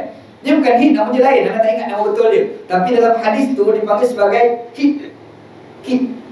Dia ni bukan sekadar lembut, bahkan style dia tu memang style wanita. Dia kawan rapat dengan Aisyah. Kau main Aisyah? Main kau. Kau main Aisyah? Kadang-kadang orang perempuan dia jumpa yang mak lembut, dia melayan tau. Apa dia cakap? Ada lepak kat kedai mamak di Sungai Buloh sekali. Kat situ tu ada 3-4 orang mak lembut rajin main makan kat kedai tu. Yang best bila anak duduk kat situ, mak lembut ni suka datang di depan, lepas tu suka rusak kita. Cukup tension. Satu hari dia bersembang sama-sama dia. Kita dengar dia bersembang. Memang perempuan punya style. Dia cerita pasal masak lah apa lah kata. Aku harap nak pergi tu buat meja lah gitu. Aku tak apa ni. Kan? Jadi dia mak lembut. Dia ada cerita dia, Aisyah radhiyallahu di rumah, dia datang. Sembang dulu tu. Sembang Nabi balik. Nabi tak ada kata apa, Nabi diam. Nabi perhati dia bercakap apa. Tiba-tiba dia cerita pasal apa? Dia cerita sebab Aisyah ada adik nama Abdul Rahman adik Aisyah kan. Abdul Rahman balik. Dia kata, Abdul Rahman, kamu kalau nak kahwin, kamu kahwin dengan perempuan. Dia sebut ciri-ciri je, perempuan itu badan dia kena berisi, lepas tu kat belakang ni ada beripat. Oh, dia cerita tu. Nabi bila dengar, Nabi kata kepada Aisyah, kau keluarkan dia daripada rumah ni. Keluarkan. Merepek dah mangkuk ni. Masa kita lah, kalau setiap kita bercakap kan, merepek dah ni. Ada cerita tu. Tapi bukan ada cerita kisah tu. Nampak? Kita jangan ingat mak lembut ni dekat Malaysia je ada. No, dulu dah ada dah mak lembut. Cuma macam mana Nabi address nanti yang penting tu. Dekat Malaysia ni dulu Dr. Mujahid nak address. Orang kata pro LGBT lah pula. Betul kan? Dr. Zulkifli Al-Bakri sebelum dia jadi menteri, masa jadi mufti, dia pergi address, tak ada pula orang nak kata pro LGBT. Tapi kenapa? Sebab Dr. Mujahid pakai harapan tu je masalah dia. Tu kan. Kalau ber-PN apa okey je lah. Tu masalah dia. Bukan isu yang dia orang buat tu betul ataupun tidak, tapi isunya kau parti apa. Itu masalah. Tapi sebenarnya benda tu dah ada pada zaman Nabi SAW. Okey, jadi poin dekat sini, kenapa Nabi Muhammad tak bagi? Ada dua tajuk yang ditafsirkan oleh ulama. Yang pertama adalah menyerupai wanita. Yang kedua adalah budaya orang sombong. Nampak tu poin. Cuma kalau kita baca dalam kitab kitab sejarah Arab, ini bukan hukum ni, sejarah orang Arab, ada seorang ulama nama Al-Abhari nama dia. Dia bagi komen agak menarik Anda cari, ada jumpa di kupasan. Dia kata orang dahulu, orang Arab dahulu, Arab Jahiliyah, kalau kita tengok dia punya janggut tu, dia silang, dia ikat tu, satu dia bermaksud isteri dia seorang. Kalau dia buat dua, isteri dia dua. Itu jadi budaya Arab dulu. Jadi maksudnya boleh kenal orang ni poligami ke tak? Itu Al-Abhari, ada seorang ulama bahasa Arab, ulama tamadun Arab lah, dari Kupang macam itulah. Okey, dia pertama yang Abhari tu kita tinggalkan. Yang kedua, yang Nabi Muhammad kata ta'allaqa wa tarad. Kandung tadi maksud di sini adalah tangkal. Kalau kita pakai tangkal, benda tu sebenarnya tak boleh dalam agama. Kita ingat. Kan? Kita letak satu kali dan kita ada kepercayaan tertentu. Orang Melayu dulu ada, sekarang makin tak ada. Alhamdulillah lah. Kan? Kalau pergi di Pakistan, hidup lagi amalan tu. Budak-budak kecil tu dia lebur tangkal dekat pinggang dia. Lepas tu dia ada lah dia bacaan tertentu. Ada sekali kawan seorang, orang Thailand bagi Malaysia, buka kedai makan. Pergi ke rumah nak, dia bawa sebotol air. Saya buka kedai ustaz. Okey, tolong tiup. Tolong tiup. Air tu dia bawa. Yalah nak buka kedai. Dia pakai apa? Pelaris. Pelaris kan? Ni kan kepercayaan. Anak kata tak ada, aku tak pandai macam ni. Anak tak ada pandai macam ni. Dia nak ingat kita ni buat pelaris. Sama ada bawa air pergi tiup, ataupun pergi ambil kertas tulis-tulis, letak ikat kat pinggang. Nampak kepercayaan Kalau dulu gantung kat pintu, betul kan? Ini kepercayaan. Rupa-rupanya benda tu agama tak suka. Agama tak suka. Jadi hamba Allah tu datang rumah anak, dia kata minta, ada kata pelaris anak Quran. Dia dah faham mana sebut Quran tu, ayat Quran nak ikat buku pelaris lah. Azimat tu. Anak kata no, infak fisabilillah. Tak ada bagi cadangan. Anak aku baca ayat Quran, man zalladhi yuqridullaha qardan hasana fayudha'ifahu lahu adha'afan katsira wallahu yaqbidu wa yabsutu wa ilayhi turja'un. Anak baca Quran tu lah. Barang siapa yang memberi pinjam kepada Allah dengan pinjaman yang baik, pasti Allah Ta'ala bagi gandaan kepadanya dengan gandaan yang banyak. Yang menyempitkan dan memperluaskan rezeki kamu adalah Allah. Jadi kalau berniaga, nak pesankan dia lah, kalau berniaga hari tu untung RM50, RM5 buang kapal masjid, bobor tamu surau, ataupun orang miskin minta sedekah, bagi duit dekat dia. Ataupun tu orang-orang yang OKU tu kan, dia datang, kita bagi duit sikit dekat dia. Buat macam tu, yang tu lah pelari. Dia kata buat pelari itu confirm ada di dalam Al-Quran. Kita pergi kat Penang, anak ni setiap minggu hari Khamis malam Jumaat, macam mana ni, anak kerja kat Penang pejabat kerajaan tu kan. Hari Khamis malam Jumaat, anak tak balik rumah awal, anak balik lewat, pergi singgah semayang dekat Masjid Kapitan Clean. Sebab apa? Tiap-tiap minggu ada nasi biryani berjua. Tiap-tiap minggu. Rupa-rupanya mamak-mamak Penang tu, yang kaya berniaga tu, infak. Dia boleh buat bakat. Masjid ni, minggu ni masjid ni, kedai mamak ni. Minggu ni, kedai mamak tu pula bagi nasi biryani, bagi roti China. Tapi yang memang selalu nasi biryani. Nasi biryani tu pula sedap. Memang aku tunggu lah tunggu nasi biryani kan. Ada itulah petua yang paling baik untuk pelari. Infak fi sabilillah. Kalau pergi kat Sungai Buloh tu ada restoran mahbub dia bagi. Sungai Buloh, mahbub restoran. Cukup laku, kaya toke dia tu, jutawan orang rasa. Tapi dekat Masjid Muhtadin Damai Saradamat selalu dapat dia tak minggu roti canai. Tak ada banyak orang roti canai dia, tapi sebab infak tu lah, infak. Batal pesan, jangan kedekut tai hidung asin. Jangan jadi gampang murah. Itulah cara dia. Kalau kita baca dalam hadis ni, apa kata-katakan ni, merempek semua ni. Tidak disukai oleh Nabi Muhammad SAW. Akhirat nanti Nabi tak mengaku geng. Ingat situ, Nabi tak mengaku geng. Right, dan seterusnya dalam hadis ni Nabi Muhammad SAW sebut istinja menggunakan tahi yang kering.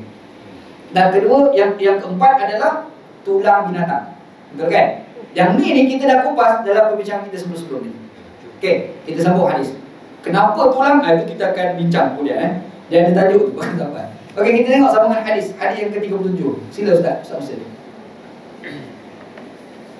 حدثنا يزيد بن خالد حدثنا مفضل عن عياش أن شييم بن بيتان أخبره بهذا الحديث أيضا عن أبي سالم الجيشاني عن عبد الله بن عمرو يذكر ذلك وهو معه مرابط بحصن باب اليون. قال أبو داود حصن اليون بالفسطاط على جبل. قال أبو داود وهو الشيبان بن أمية يكنى أبا حذيفة. Baik, hadis ni sanad dia sama dengan yang atas Tadi kita dah sebut hadis sanad yang ke-37 ni dia menguatkan sanad yang ke-36 Cumanya perbezaannya pada An Salim Al-Jashani situ. Yang lain semua sama. Kita tengok daripada atas semua sama kan. Hadatsana Yazid bin Khalid, hadatsana Mufaddal. Lepas tu An Ayyash, An Syaimah bin Baitan, akhbarahu bihadzal hadis aidan. Itu semua sama atas. Cuma bila sebut An Abi Salim Al-Jashani, itu dia beza dia. Jadi semua sama Jadi Salim Al-Jaishani. Salim Al-Jaishani. Tabi'in. Dan ini berjumpa dengan sahabat Nabi yang bernama Abdullah bin Amrin.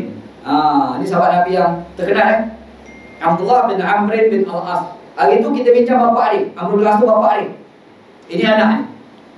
Amr bin Al-As, anak sulung Amr bin Al-As. Anak sulung Kelebihan yang ada pada Abdullah bin Amr ni adalah dia ni orang yang faham bahasa kitab Taurat dan Injil. Dia ni orang mahir Taurat dan Injil. Dia faham bahasa. Allah Ta'ala bagi keistimewaan pada dia. Dia menguasai bahasa kitab Taurat.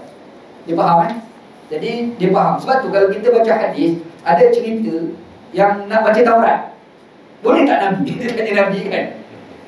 Benda tu melibatkan pada dia lah, Abdullah bin Amr bin Al-As ni.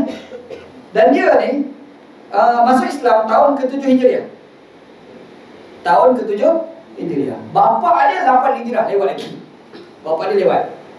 Bermaksud dia masuk Islam ni selepas daripada Sulhul Hudaybiyah. Perjanjian Hudaybiyah berlaku pada tahun 6 Hijriah. 6 Hijriah. Tahun ke-7 Hijriah dia masuk Islam. Masa dia masuk Islam, dia masih lagi di Mekah. Lepas dia masuk Islam, dia terus hijrah ke Madinah. Dia pergi ke Madinah. Lepas tu baru bapa dia masuk Islam. Anda dah cerita, ingat cerita bapa dia masuk Islam tu bila bapa pergi jumpa Raja Hafsyah? Ingat ada cerita itu? Dia jumpa Raja Hafsyah. Asalnya nak kempen supaya Raja Hafsyah tu buat tekanan kepada orang-orang Islam yang berlindung bawah kerajaan Hafsyah. Betul kan? Tiba-tiba dia pergi marah pada Amr. Raja Hafsyah tu marah. Kata apa Muhammad ni bangsa kamu lah apa. Patut kamu kena ikut ajaran ni. Raja Hafsyah cakap lagu tu, dia pun terfikir. Betul juga. Last sekali dia pun terdetik kata nak masuk Islam. Dia pun terus naik kapal laut, bukan balik ke Mekah, dia pergi dekat Madinah. Nak buat apa nak pergi jumpa Nabi nak masuk Islam. Sampai tengah jalan dekat di bandar, jalan nak pergi ke Madinah. Dalam jalanan tu dia mesti dengan dua orang lagi. Kawan-kawan dia yang dulu kuat lawan Nabi. Khalid bin Al-Walid, Osman bin Talha. Jadi 3 orang. Bila 3 orang, dia tanya gimana ni? Jumpa Muhammad. Dan kamu? Muhammad juga. Kata dua apa? Masuk Islam. Aku pun masuk Islam juga. Pun pergi jumpa Nabi masuk Islam. Nabi kata jantung Mekah telah duduk dekat Madinah. Ingat ada cerita itu. Orang tu nama Amr bin Al-As. Yang kita cerita ni anak dia. Yang kita cerita ni anak dia. Nampak Bapa dia tu masuk Islam tahun 8 Hijriah. Dia ni 7 Hijriah.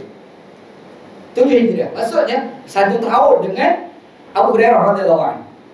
Abu Hurairah radhiyallahu anhu cerita dia. Dia dengan bapa dia beza umur 20 tahun. Dia bapa dia. Maksudnya bapa dia dulu kahwin muda lah. Anak dengan bapa anak 20 tahun. Beza anak dengan bapa anak.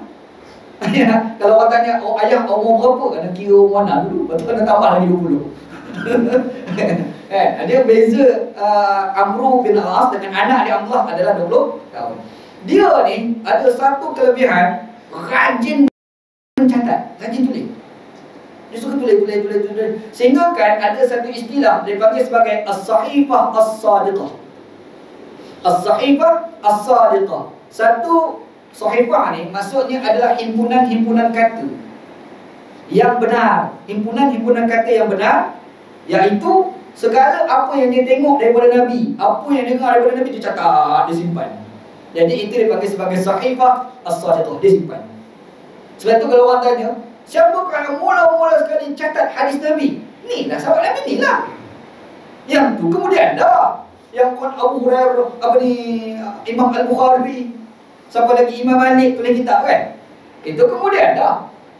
Kalau sebelum dia Imam Malik tu Ibnu Syihab Az-Zuhri nama dia, Ibnu Syihab Az-Zuhri nama dia. Itu dikatakan orang yang lebih awal mencatat hadis Nabi sallam, himpunkan hadis Nabi SAW. Cerita segi sejarah dia. Tapi kalau orang tanya sahabat dia, sahabat Nabi, namanya Abdullah bin Amr bin Al-As radhiyallahu anhu. Ada satu hari dia catat hadis Nabi tu. Dia catat cerita dia catat tu orang kafir tu. Orang kafir tak boleh catat hadis Nabi. Orang kafir pergi jumpa dia. Orang kafir kata apa? Kau catat semua yang dengar daripada Nabi apa kau tengok. Kau tahu tak Nabi Muhammad tu manusia macam kita je. Orang kafir kata Muhammad ni orang macam kita je. Tiba-tiba kamu catat, mungkin benda yang kamu catat tu benda yang tak benar. Mungkin. Sebab dia orang macam kita. Mungkin silap, mungkin betul. Betul tak? Betul. Kata Abdullah bin Amrin, fatamassaktu 'anil kitabah. Sejak pada tu aku tak catat, aku tak jadi tulis. Tapi hati aku tak tenang. Pergi jumpa Nabi SAW. Jumpa Nabi kata, ya Rasulullah, aku ni duk ada lah catat. Duk tulis. Tiba-tiba datang buku kapir. Itu kata kamu ni orang macam kita yang lain juga. Mungkin silap, mungkin betul. Tak tahu aku catat ni pada salah lah. Jadi aku pun tak boleh lah. Kata Abdullah kepada Nabi SAW. Nabi ni dalam hadis sebut fa'awma'a bi'isbi'ihi ila fihi. Nabi mengisyaratkan jarinya ke mulut. Macam itulah. Nabi kata la yakhruj min hadha illa al-haq. Tidak keluar daripada ini kecuali kebenaran. Tak pada tu dia catat balik. Orang tu Abdullah bin Amr bin As. Dia ni dengan bapak dia banyak tak setuju. Bapak dia ni. Tapi nak macam mana? Masa hayat hidup dulu Nabi pernah kata kau taatlah bapak kamu. Masa hayat hidup kan. Dia tak setuju banyak benda. Tapi bapak Nabi masa hayat hidup Nabi kata kau kena taat bapak kamu. Dia pun taat. Tiba-tiba berlakulah perang. Perang Siffin antara Muawiyah dengan Ali bin Abi Thalib. Kita ingat tak sejarah tahkim bila gencatan senjata? Wakil daripada Muawiyah dan wakil daripada Ali pergi berbincang, betul? Wakil Ali Muawiyah ni siapa dia? Amr bin As, bapak dia lah. Bapak dia ni Amr bin As. Bapak dia memang pro Muawiyah. Bapak dia ni. Wakil daripada Ali namanya Abu Musa al-Ash'ari. Abu Musa al-Ash'ari, sahabat Nabi radhiyallahu anhu ajma'in maka ni. Semua ni sahabat Nabi Amr bin As dia pergi bincang dengan Abu Musa al-Ash'ari. Kesimpulannya, cerita panjang lah Nabi ni kan. Kesimpulannya dalam perundingan itu Abu Musa al-Ash'ari ni kalah. Ali kalah. Menang Ali Amr bin As. Bermaksud Amr bin As ni memang dia cukup pro dengan Muawiyah. Dia cukup pro. Dan dia tak apa nak boleh pergi sangat dengan Ali bin Abi Thalib. Memang tak boleh pergi. Sebab itu orang Syiah ni benci Amr bin Amr ni. Amr bin As ni. Benci orang Syiah ni. Jadi bila bapa adik Amr bin As ni cukup pro pada Muawiyah, tiba-tiba berlaku perang Siffin, bapa dia kata kepada Abdullah, kau kena ikut sama pergi perang. Dia minta lawan tu. Abdullah ni sebenarnya nak pergi, tak nak pergi. Tapi dia teringat masa hayat hidup Nabi kata taatlah bapak kamu. Pergi juga. Padahal tak setuju. Dia ni tak setuju sebab kan bunuh sama orang Islam. Dia tak setuju. Dia pun pergi. Sebab dia taat dengan bapak dia. Cuma dia bila habis perang, dia keluar satu statement dia. Dia ada sebut satu statement dia. Dia kata apa? Alangkah baiknya kalau aku mati 10 tahun sebelum berlaku perang Siffin. Alangkah baiknya kalau aku mati 10 tahun sebelum berlaku perang Siffin. Alangkah baiknya, dia kata. Sebab dia rasa menyesal terlibat. Sebab penuh sama-sama Muslim kan. Tak setuju, sama-sama sahabat Nabi perang. Alangkah baik aku mati 10 tahun sebelum tu. Bahkan masa aku pergi tu, aku memang bawa senjata, tapi aku tak pernah hayun senjata. Dia tak pernah buat. Dia pergi tu memang dia kata pergi tengok je. Ni orang nama Abdullah bin Amr bin As. Cuma dia menariknya, semasa era Muawiyah jadi khalifah, dia dilantik menjadi gubernur dekat Kufah. Jadi gubernur juga Pak Haji ni. Sempat dilantik jadi CM. Sempat dilantik menjadi ketua menteri jugalah dekat Kufah. Ni orang dia. Dan dia ni orang tak clear dia mati kat mana. Sebab ada orang kata dia ni mati dekat Palestin. Ada orang kata dia mati dekat Taif. Dan ada orang kata dia mati dekat Mesir. Dekat Mesir. Kalau sebut Mesir tak benda tu masuk akal. Sebab apa Sebab bapak dia kan membuka kota Mesir. Bapak dia Abu Hasan yang memerdekakan Mesir, yang menjadikan Mesir itu Islam. Jadi dia pun ikut sama. Tu cerita dia. Okey, cerita sahabat tu clear tu. Yang kita dah sebut sini balik. Abdullah bin Amr bin As ni, dia kata apa? Yazkuru dzalika wa huwa ma'ahu. Dia menyebut tentang hadis yang kita cerita tadi. Hadis tadi yang Nabi Muhammad SAW tak mengaku geng kalau buat 4 perkara tadi. Ingat? Cerita tadi kan? Ingat balik Abdullah bin Amr bin As ni dia cerita. Dia sebut benda tu. Yang ketiga itu dia bersama dengan perawi hadis ni. Siapa perawi hadis ni? Abu Salim al-Jashani. Abu Salim al-Jashani. Dia cerita dia bersama dengan Abu Salim al-Jashani bihisni babi al-Yun. Ketika itu mereka ni adalah orang yang menjaga benteng kota Al-Yun. Kota Al-Yun ni kat mana? Tengok soalan lah. Kota Al-Yun ni kat mana pula? Abu Dawud bagi penjelasan. Abu Daud kata apa? Hisnu al-Yun bil Fistat ala Jabalin. Kota al-Yun ni adalah di Fistat. Fistat ni sekarang Mesir Kahirah. Kahirah lama. Kahirah lama Dia Fistat ni kalau nak tahu mudah-mudah, pergi dekat Mesir, pergi cari Masjid Amr bin Al-As kat situ. Pergi kat Mesir cari Masjid Amr bin Al-As. Kat situ lah, itu pergi Fistat lah tu. Itu dulu pusat pemerintah Mesir dulu. Cuma sekarang dah berubah lah Fistat Dan di atas bukit tu yang dikatakan kota Al-Yun Jadi rupa-rupanya penceritaan hadis ni, Abdullah bin Amr bercerita dekat tabi'in namanya Abu Salim Al-Jashani tu, masa atas bukit dulu ni. Duk sama-sama nak jaga kota Al-Yun tu, sembang-sembang keluar cerita hadis ni. Faham? Tu asal dalam cerita hadis ni. Okey, Abu Daud kata, wa huwa Syaiban bin Umayyah yukna Aba Huzaifah. Tadi kita ada sebut perawi nama Syaiban Al-Qitbani. Ada yang ke-36 tu. Syaiban Al-Qitbani. Jadi Abu Daud menjelaskan, orang tu nama sebenarnya adalah Syaiban bin Umayyah. Orang gelar dia Abu Huzaifah. Itu je. Habis pada nama Okey. Inilah hadis yang menguatkan hadis yang atas tadi. Jadi hadis yang atas tadi kita sebut sanad dia dhaif. Tapi hadis ni jadi sanad yang sama, sanad ni sahih. Maka hadis tadi boleh dikatakan disandarkan kepada Nabi sallallahu alaihi wasallam. Faham? Insya-Allah. Okey, tak. Boleh pergi lagi. Boleh. Sila. 38. Haddatsana Ahmad bin Muhammad bin Hanbal. Haddatsana Rawh bin Ubadah. Haddatsana Zakaria bin Ishaq.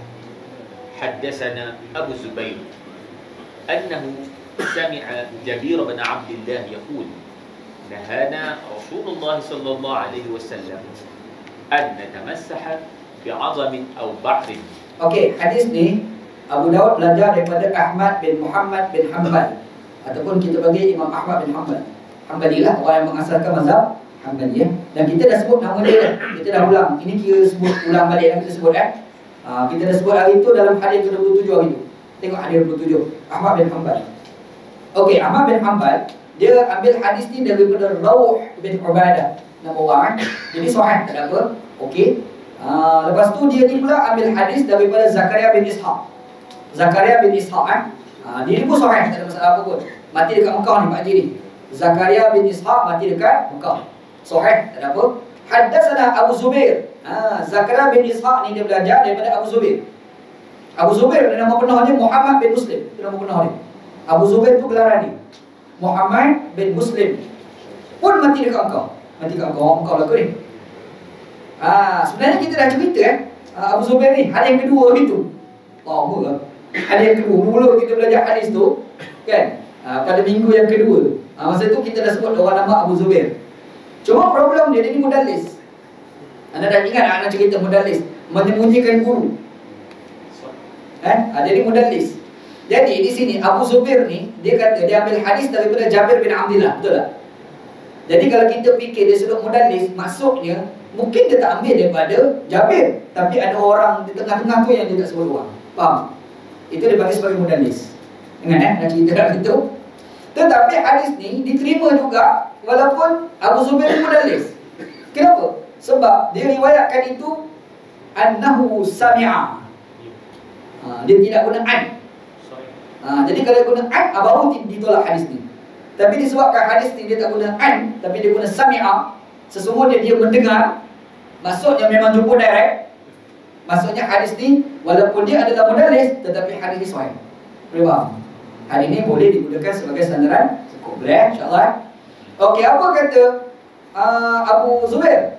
Annahu sami'a Jabir bin Abdullah.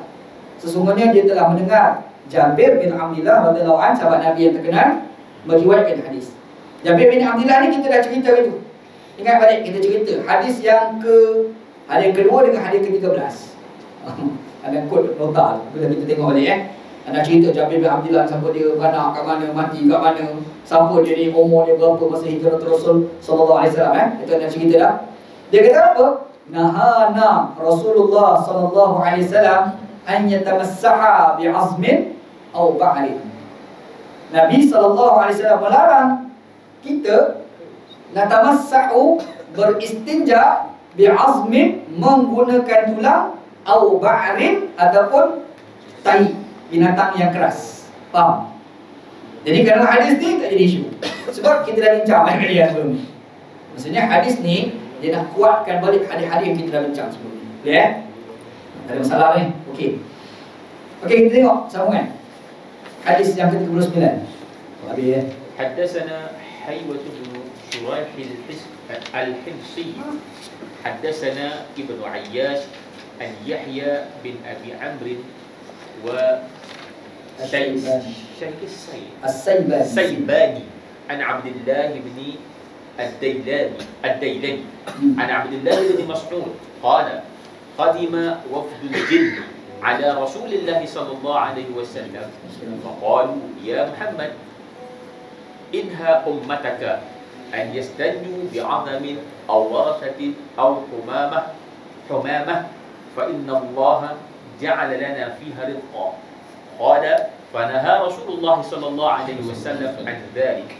Okey, teks hadis ni yang ke-39 ni disebut Imam Abu Daud belajar daripada Haywah bin Shuraih al-Himsi. Kita jangan silap, masa kita baca hadis yang ke-26 hari tu, kita dijumpa orang nama Haywah bin Shuraih juga. Tapi itu orang lain. Dua orang yang berbeza, nama sama. Salah. Yang hari itu tu Haywah bin Shuraih juga. Cuba tengok nota tu yang keempat, anak-anak. Yang keempat. Dia tu, itu tu dia orang Mesir. Yang ni dia bukan orang Mesir, dia ni orang Syam, orang Syria. Nama sama tapi orang berbeza. Jadi jangan tersilap. Haywah bin Shuraih al-Himsi ini orang Syria. Jadi sahih, tak ada apa pun.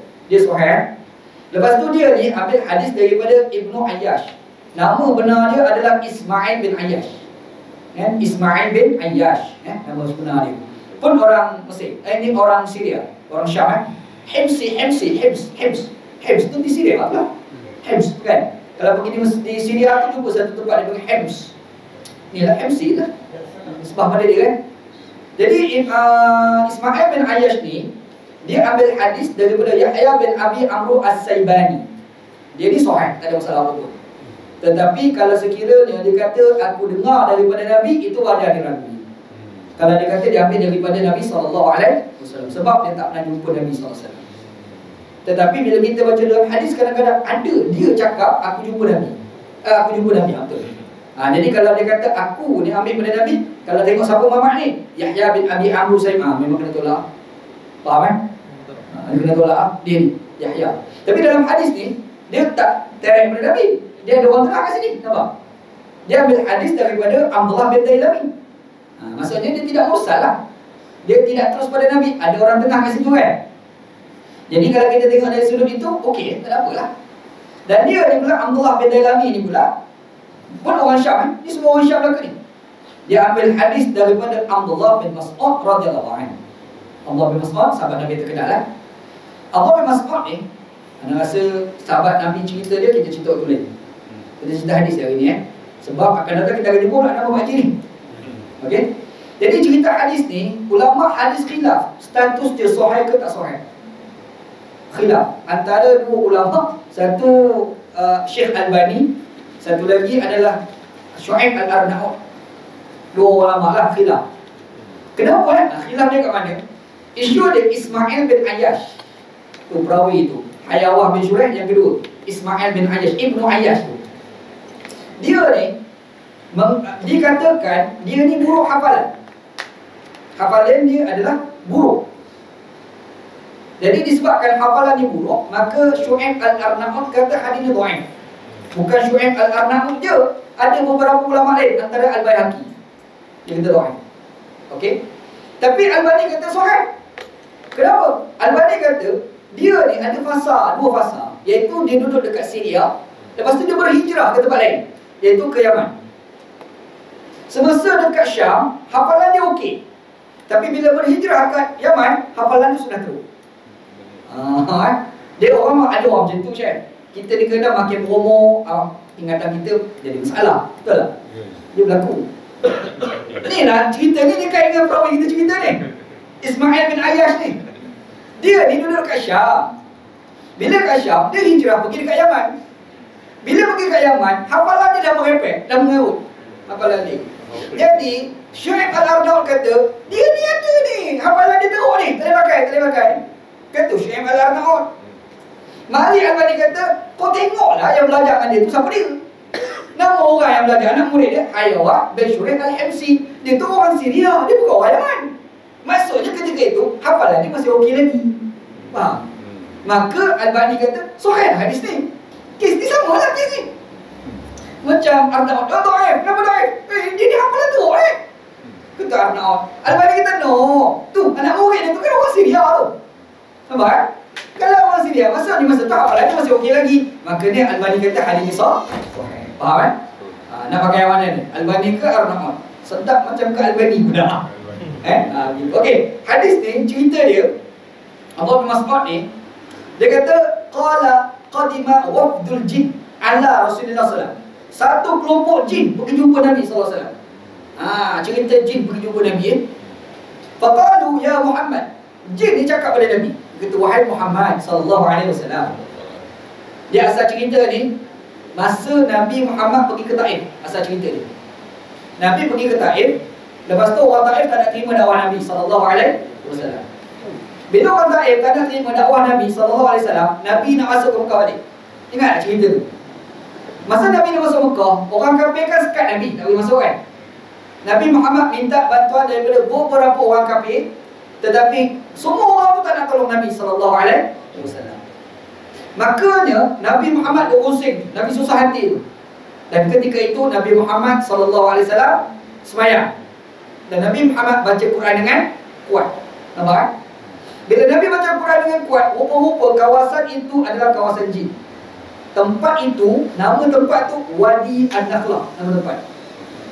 Nabi baca Quran kuat, jin dengar, jin pergi jumpa Nabi, jin kata, kami kagum dengan Al-Quran, kami nak masuk Islam. Jin masuk Islam. Di situlah permulaan sejarah jin masuk Islam.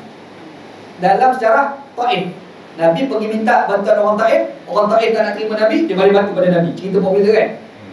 Ini berlaku ni sebelum Isra Mi'raj tu. Ini dalam tahun 5 tahun sebelum daripada Nabi hijrah ke Madinah.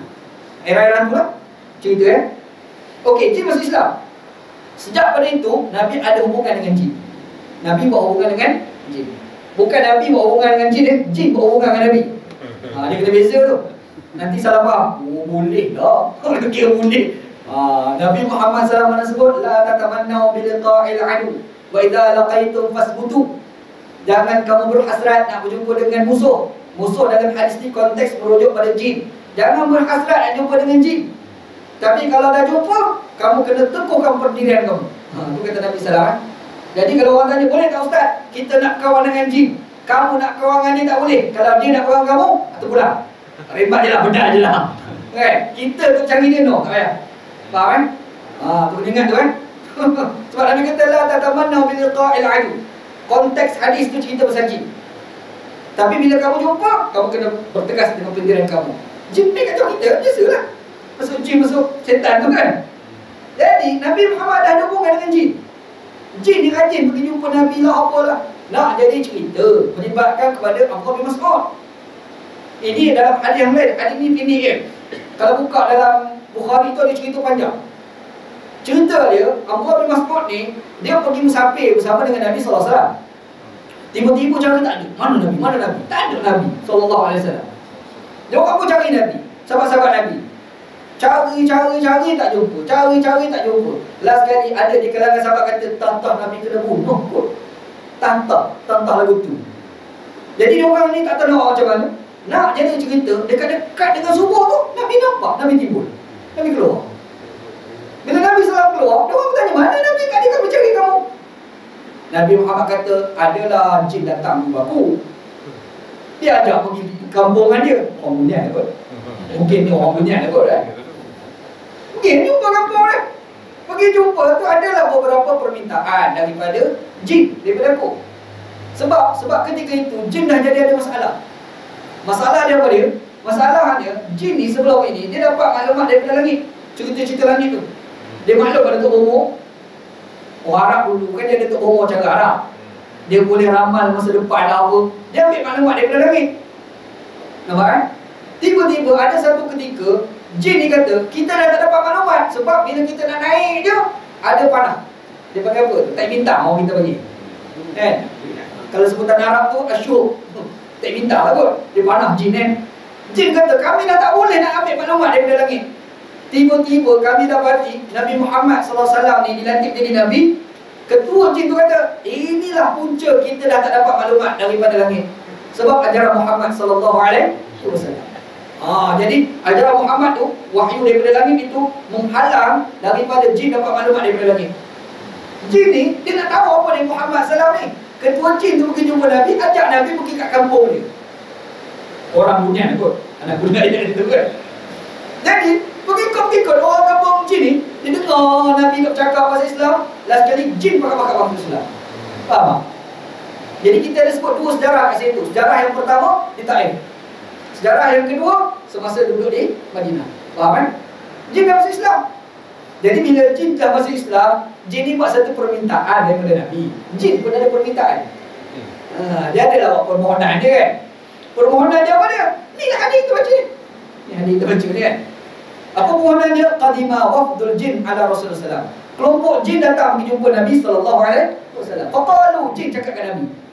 Jin kata apa? Ya Muhammad. Tengok, dia tak panggil ya Rasulullah. Dia panggil Muhammad. Inha ummatak, tolong halang umat kamu an yastanju bi'azmin, beristinja menggunakan tulang. Tolong halang umat kamu. Jin dah buat permintaan dengan Nabi SAW supaya umat Nabi Muhammad jangan beristinja menggunakan tulang. Okey. Lepas tu aurawtha, dan juga tahi kering. Yang itu kita dah bincang sebelum ni kan. Yang ketiga, humamah.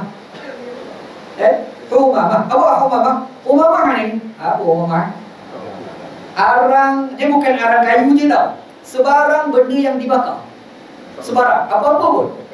Roti dibakar, kayu ke dibakar, batu dibakar, asalkan dia dibakar. Itu bakar humamah. Rokok. Rokok cerita lain. Asap pula. Asap. Anak rasa kalau cerita asap hadis ni lah kot. Okay. Jadi jin kata, boleh tak Rasulullah, aku buat permohonan dengan kamu, jangan bagi umat kamu, halang umat kamu beristinja guna 3 perkara ni. Faham kan? 3 perkara. Tulang, tahi yang kering, lepas tu arang. Apa-apa yang dibakar, dia bukan arang kayu je. Kita terbayang arang kayu tak, apa-apa yang terbakar. Arang kayu, arang batu, arang boh lah, apa pun. Apa-apa yang dibakar. Fa inna Allah ja'ala lana fiha rizqan. Kerana Allah Ta'ala jadikan ini makanan kami. Ini makanan kami. Sebab itulah tak boleh. Kenapa kita tak boleh istinja gunakan tulang? Kenapa tak boleh istinja guna arang? Kenapa tak boleh istinja? Kita dah fikir guna arang, hitam habis lah. Itu kita betul. Sebenarnya tak ada kaitan hitam pun borok. Makanan jin. Ia adalah makanan jin. Lepas tu tulang, makanan jin. Apa lagi? Tahi, itu makanan jin. Jadi kita tak boleh guna kan? Dan kata jin, Allah Ta'ala telah jadikan benda tu makanan kepada kami. Kata jin. Qala, kata Abdullah bin Mas'ud, fanaha Rasulullah SAW an dhalika. Nabi pun tak bagi kita lah. Orang Islam lah, jangan nak buat lah. Itu dihalang oleh Nabi SAW. Okey, pengajaran hadis ini nak tutup dah ni. Dah buat sangat. Wajah banyak hari ni. Di sini lah menjadi dalil, bukan semata-mata makanan jin je kita tak boleh guna beristinja, makanan manusia lagi-lagi lah tak boleh. Dia terlebih kaya tau. Dia pakai roti canai. Terlebih kaya. Dia pergi cari mana roti capati. Beri capati sebab nak istinja. Haram, tak boleh. Kita kena hormat makanan. Kalau kita buka dalam syarah, sebarang benda yang dianggap mulia ataupun barang yang dihormati pun tak boleh digunakan. Tidak boleh digunakan untuk beristinja. Contoh, emas. Contoh, sekarang ni kan kayu pelik-pelik sekarang ni. Ada kayu tunjuk dalam Facebook untuk balik duit. Sekarang berlaku kan? Adalah 2-3 orang kaya kat Malaysia kan? Kita kena ingat perbuatan itu, kalau dia ambil duit itu, wang kertas tu dia boleh istinja. Tak boleh, haram. Tak boleh. Apatah lagi kitab, buku, kertas ni kan? Itu tak boleh. Itu antara pengajaran yang kita boleh ambil daripada hadis ini. Boleh insyaAllah? Habis, akan datang kita akan sambunglah hadis yang bab yang ke-21. Wallahu ta'ala. Sebelum tutup ni, ada ni Haji Muslim ke soalan WhatsApp. Hadis Nabi SAW, al-mu'min yara dhunubahu ka'annahu qa'idun tahta jabalin yakhafu an yaqa'a alayhi wa innal fajir yara zunubahu kadhubabin marra ala anfih. Ini hadis Nabi sallam. Soalan daripada Haji Mus. Sahih kita. Soalan Haji Mus kan. Betul ke tidak? Hadis ni hadis sahih Imam Bukhari riwayatlah. Hadis sahih. Hadis ni dia kata sesungguhnya orang mukmin itu dia melihat dosa seakan-akan dia duduk di bawah bukit. Orang mukmin ni kalau dia tengok dosa, dia macam duduk bawah bukit, ketika itu dia bimbang bukit jatuh atas kepala dia. Itulah orang mukmin. Tapi kalau orang tu jahat, kalau orang tu pelaku maksiat, dia akan melihat dosa dia seperti mana lalat terbang dekat hidung dia. Jadi dalam hadis ni dia nak bagi tahu kalau orang itu dia betul-betul mukmin, dia tengok satu maksiat dia cukup sensitif. Tapi kalau dia tengok maksiat dia cakap okey dah tu. Bahaya dah tu. Ini adalah orang-orang fajir, orang-orang jahat di sisi Allah Subhanahu wa taala. Hadis ini adalah sahih, diriwayatkan dalam beberapa buah kitab antaranya Bukhari dan Tirmizi. Ini sahih. Wallahu a'lam.